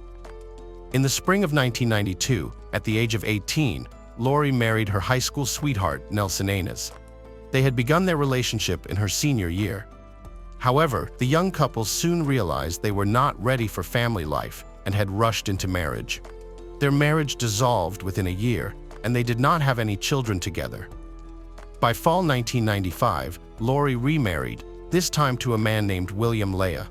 A year later, they welcomed a son named Colby. Sadly, their marriage ended in 1998, just 2 years after Colby's birth. In early 2001, Lori entered into her third marriage with Joseph Anthony Ryan. He officially adopted Colby from Lori's previous marriage. A year after their union, they had a daughter named Tylee. This marriage also collapsed by 2005. Notably, soon after her divorce from Joseph, an incident occurred when her ex-husband came to visit the children. He was assaulted by Lori's brother Alex, who claimed he was defending his sister's honor as Ryan had allegedly insulted her. As a result, Alex Cox received a fine and served a short prison term. After divorcing her third husband, Lori met Charles Anthony Vallow and married him in February 2006. Despite the significant age difference, Charles being 17 years her senior, it did not create any obstacles for them. Charles had been previously married and had 2 teenage sons from past relationships, Zachary and Nicholas. The couple initially resided in Nevada with Lori's children from previous marriages, while Charles's sons visited during holidays or weekends. Charles owned a small business that provided stable income to support the family. Although Lori did not pursue further education nor work professionally, Charles never reproached her for it. In 2014, the couple officially adopted a young boy named Joshua Jackson, often referred to as JJ Vallow.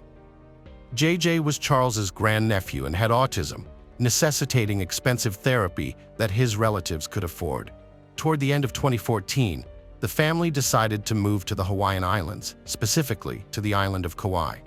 By this time, both Colby and Charles's older children were adults living independently.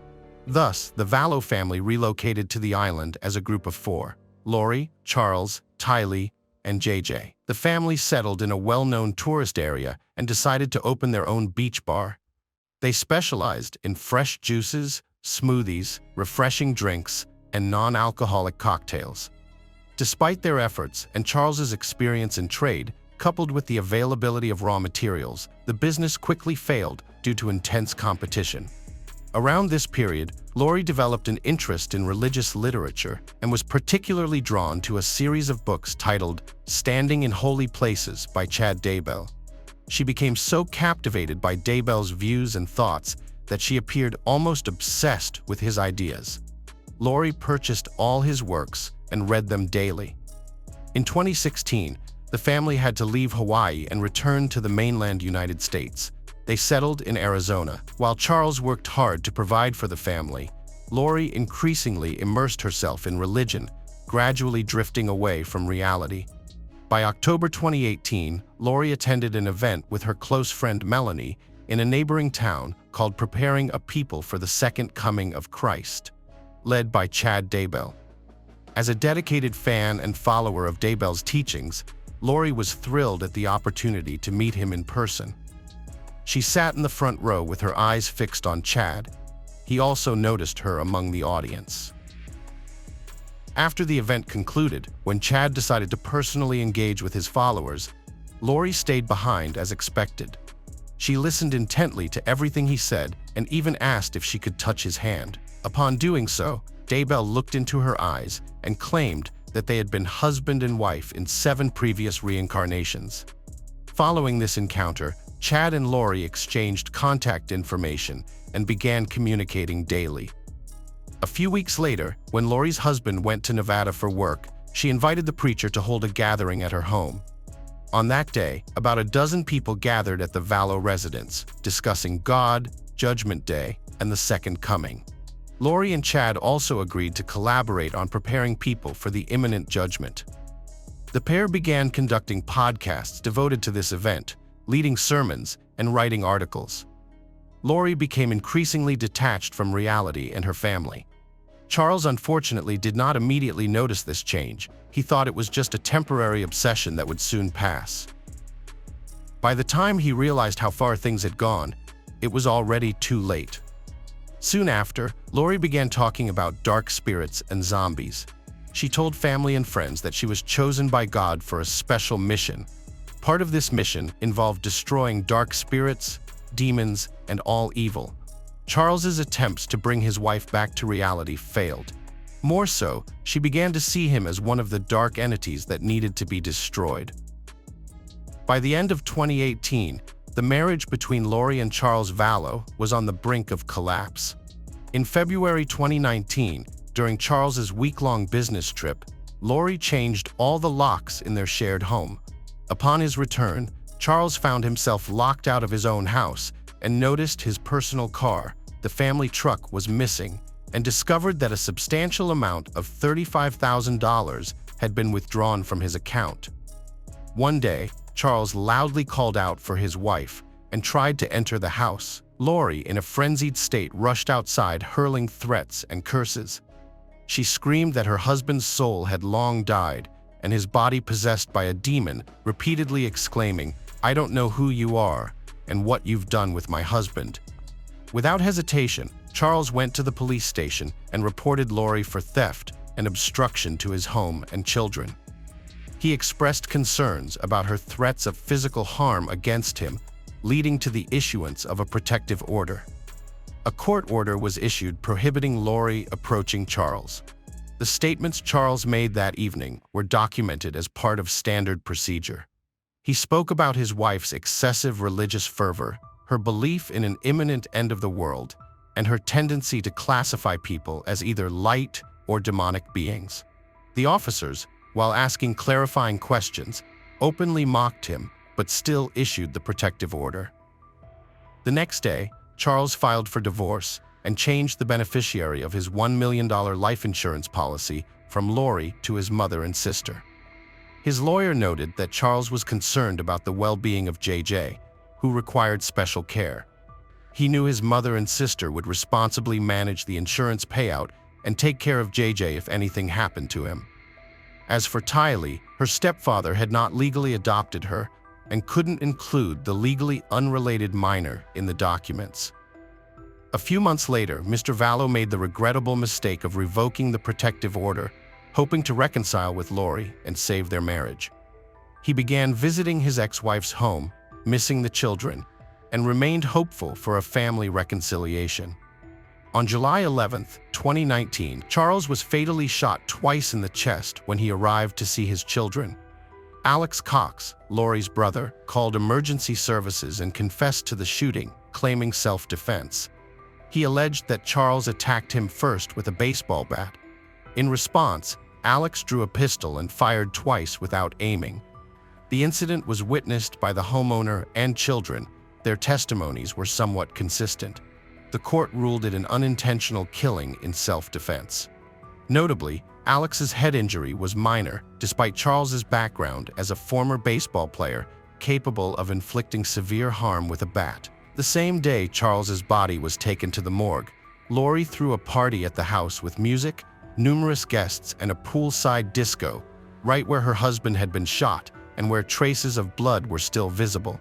She didn't arrange for his funeral or inform anyone about the incident. Charles's sons, mother, sister, and other relatives only learned about his death a week later when his unclaimed body was still in the morgue.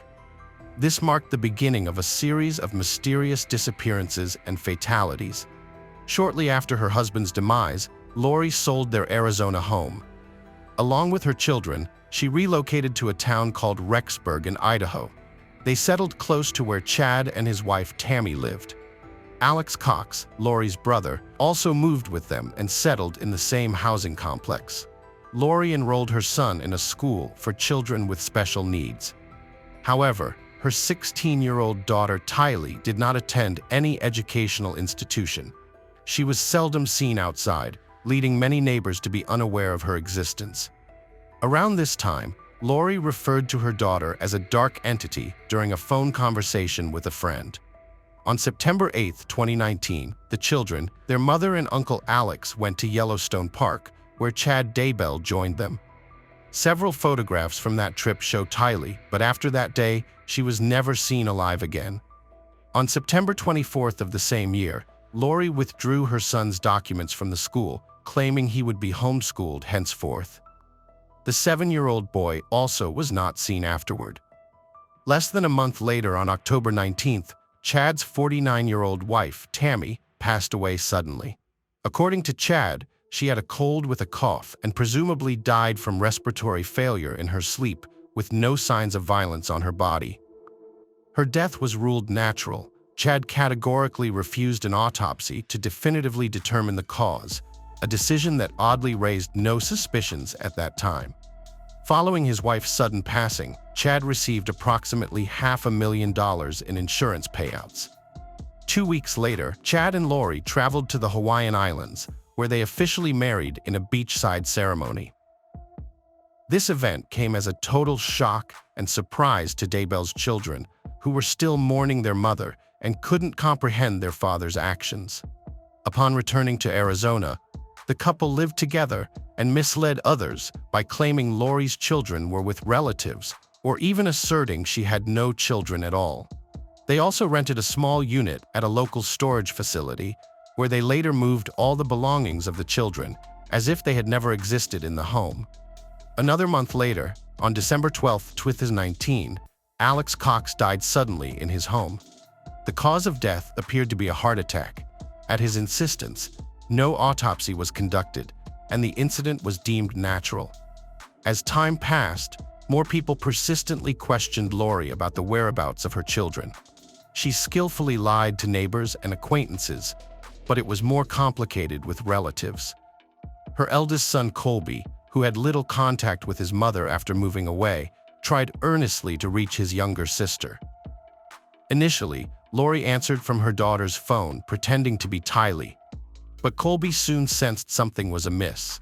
Meanwhile, Charles's relatives demanded access to JJ. They wanted to take the boy for holidays or weekends or simply talk to him on the phone. Lori consistently refused or made up absurd excuses. Eventually, the boy's grandmother reported his disappearance to the police, and soon after, Colby also approached the police to find his younger sister. When law enforcement officers knocked on Lori's door and asked her to bring the children for a conversation, she lied that they were visiting relatives. This information proved false, and the police returned to her home. They gave her a week to appear at the police station with the children, but instead she and her husband fled to Hawaii again. On February 20, 2020, Lori was arrested on the island of Kauai and taken back to Arizona. A search was conducted in her and Chad's home, but neither the children nor any signs that they had been there were found. Now her husband Chad, who had been defending her and insisting she had no children, was also under suspicion. It was only on June 9th that police discovered human remains buried in the backyard of the couple's home. Forensic analysis revealed that they were the bodies of Tylee and her younger brother JJ. Chad was immediately detained for concealing evidence and complicity. The authorities then decided to exhume the bodies of Tammy Daybell and Alex Cox to establish the true causes of their deaths. In both cases, traces of chemicals capable of inducing heart failure were discovered. This led to the conclusion that these individuals did not die naturally. The trial process for the spouses began in January 2021. They were charged with conspiring to commit first-degree criminal acts, grand theft through deceit, and insurance fraud. Additionally, the demise of Charles Vallow was reclassified from self-defense to premeditated criminal action. Witnesses in court testified that Lori referred to her children as dark entities and promised to save their souls. There were speculations that the deaths of 16-year-old Ty and 7-year-old JJ might have had ritualistic elements. Notably, the adolescent girl's body was partially burned. Weeks before this, Chad had sent Lori an email rating people where he assigned Tylee, the girl, a 2 as a dark spirit. Given the totality of the charges, both spouses faced the possibility of capital punishment. However, in May 2021, Val's defense team succeeded in having her declared incompetent, halting the trial process. Simultaneously, all 5 of Daybell's adult children insisted on their father's innocence, believing he was framed by Lori and Alex. In 2022, after treatment in a psychiatric facility, Vallow was deemed fit to stand trial again and answer for her actions. In March 2023, the judge ruled out capital punishment as a sentence for her, a decision still being contested by the prosecution. In July of that same year, she was sentenced to life imprisonment without parole. The trial against Chad continues, and he still faces the prospect of capital punishment. It is worth noting that this story inspired the book When the Moon Turns to Blood by investigative journalist Lily Sewell.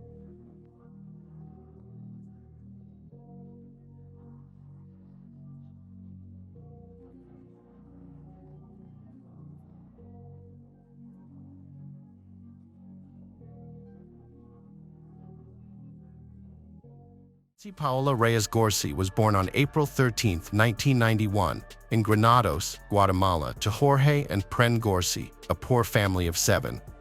Despite their financial struggles, her parents were determined to provide their 5 children with a good education, hoping they would have better lives. Nancy excelled in school, which enabled her to enroll in the University of Villanova, where she earned a degree in business administration and document management with honors. However, her academic achievements did not immediately translate to career success. She worked part-time as a cashier and later became an administrator at a supermarket, but her professional growth stagnated. During her university years, Nancy was in an unregistered marriage with a man whose identity remains private, and they had 2 daughters together. Unfortunately, the relationship ended and the couple separated. The father of the children lost interest in their well-being and failed to provide financial support. Nancy lived with her parents and daughters, working at a supermarket with no clear future prospects. The family struggled financially, barely covering essential expenses.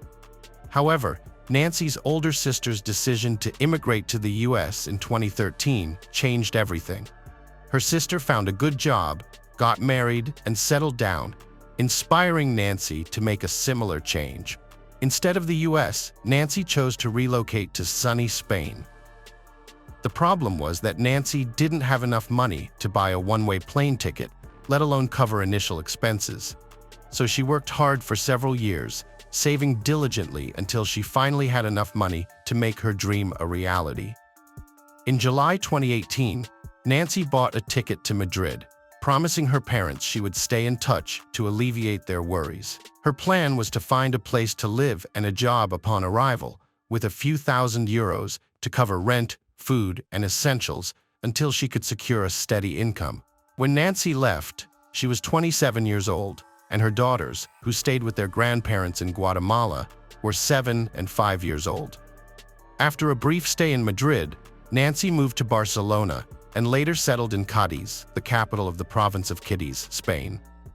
She kept in close touch with her family, calling home almost every day to check in on them and regularly sending money to support them.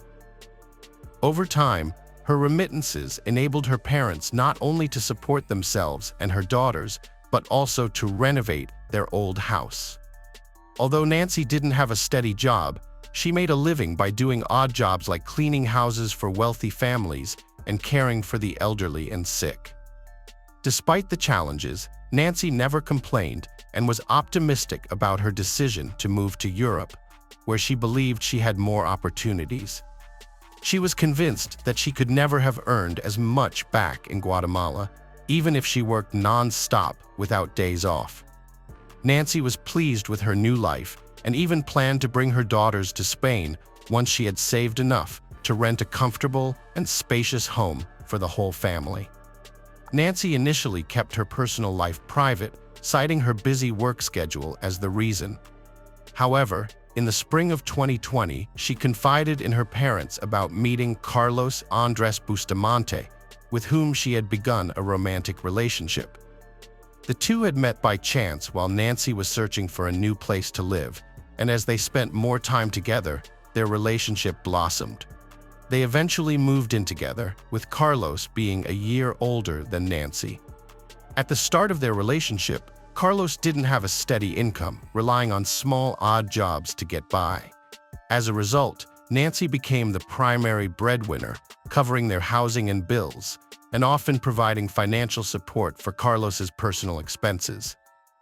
Despite this, Nancy never expressed any concerns to her family, leading them to believe that she had found a loving and supportive partner.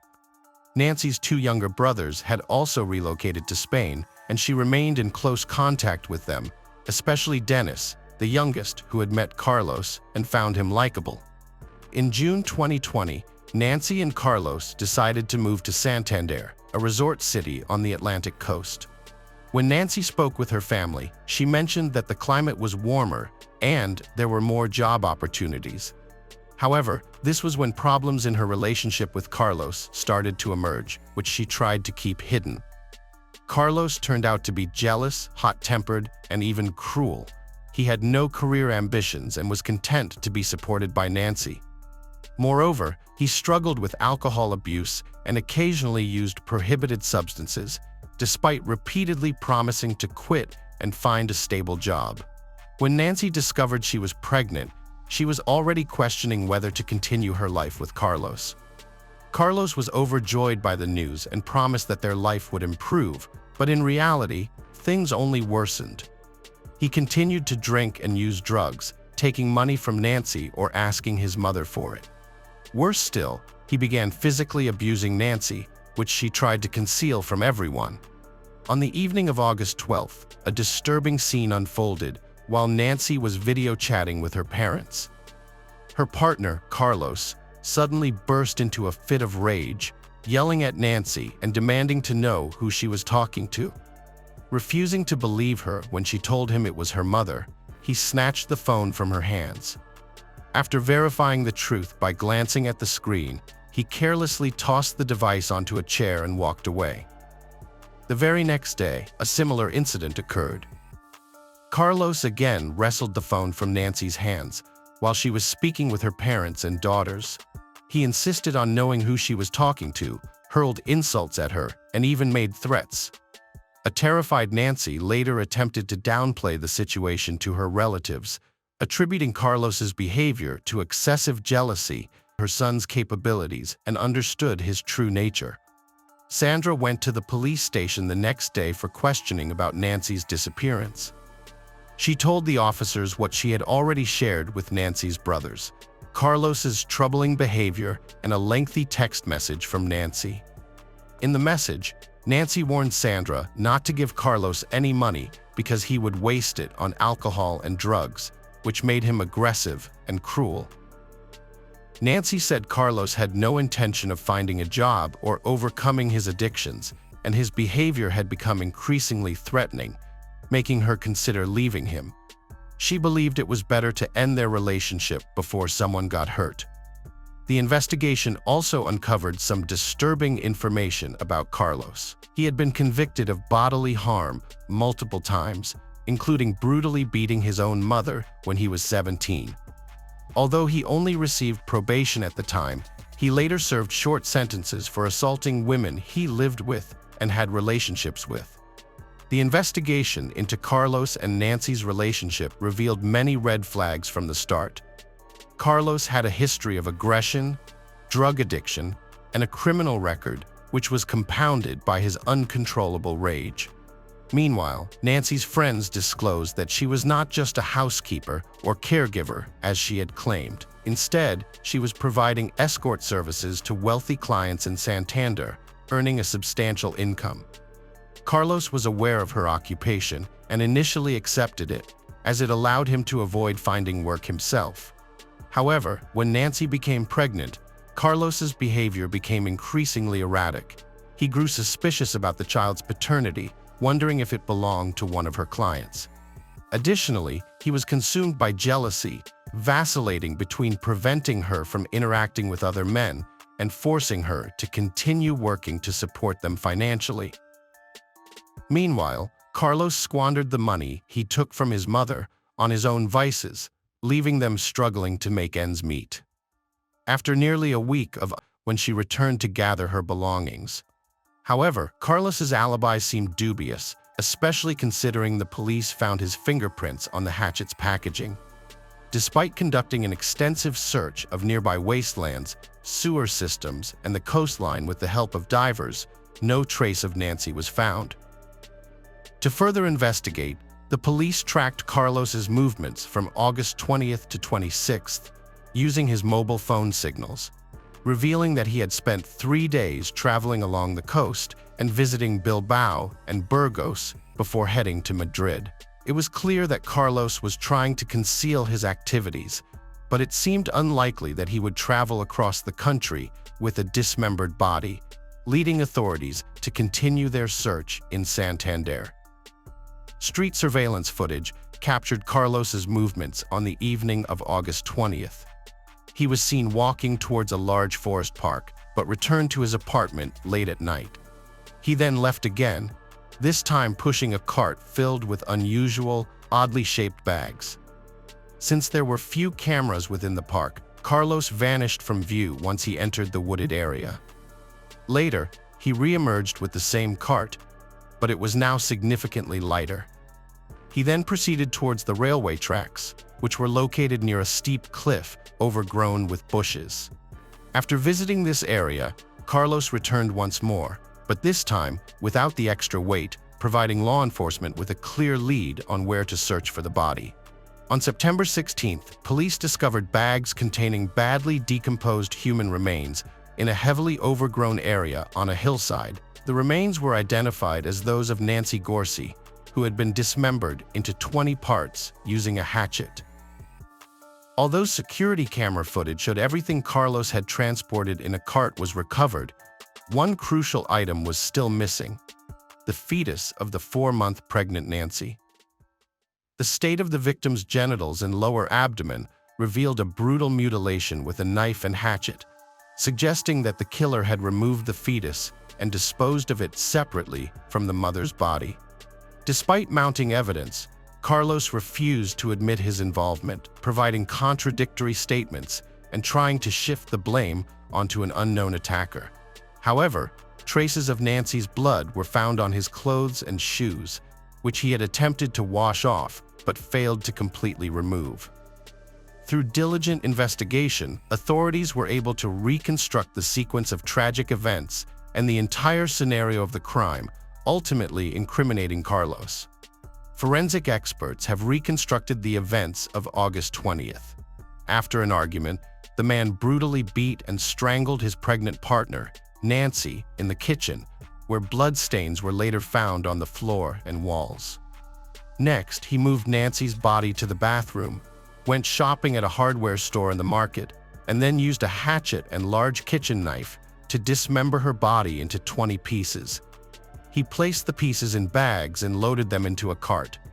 That night, he took the cart to a park, searching for secluded areas to dispose of the body parts. He followed a pre-planned route, scattering the bags in various locations, hoping they would never be found. The fate of the fetus removed from Nancy's body remains unknown. Carlos denied his guilt, claiming to have loved Nancy from the time of the murder until his arrest in Madrid. He used the money he stole from Nancy to fund his daily bar hopping across various cities. The investigation and search for evidence and witnesses took nearly 2 years, and the trial did not begin until July 2022. In November 2022, Carlos was found guilty of the premeditated, brutal murder of Nancy and her unborn child, as well as the dismemberment and desecration of her body. However, many considered the sentence too lenient. Carlos was sentenced to 25.5 years in prison and ordered to pay $150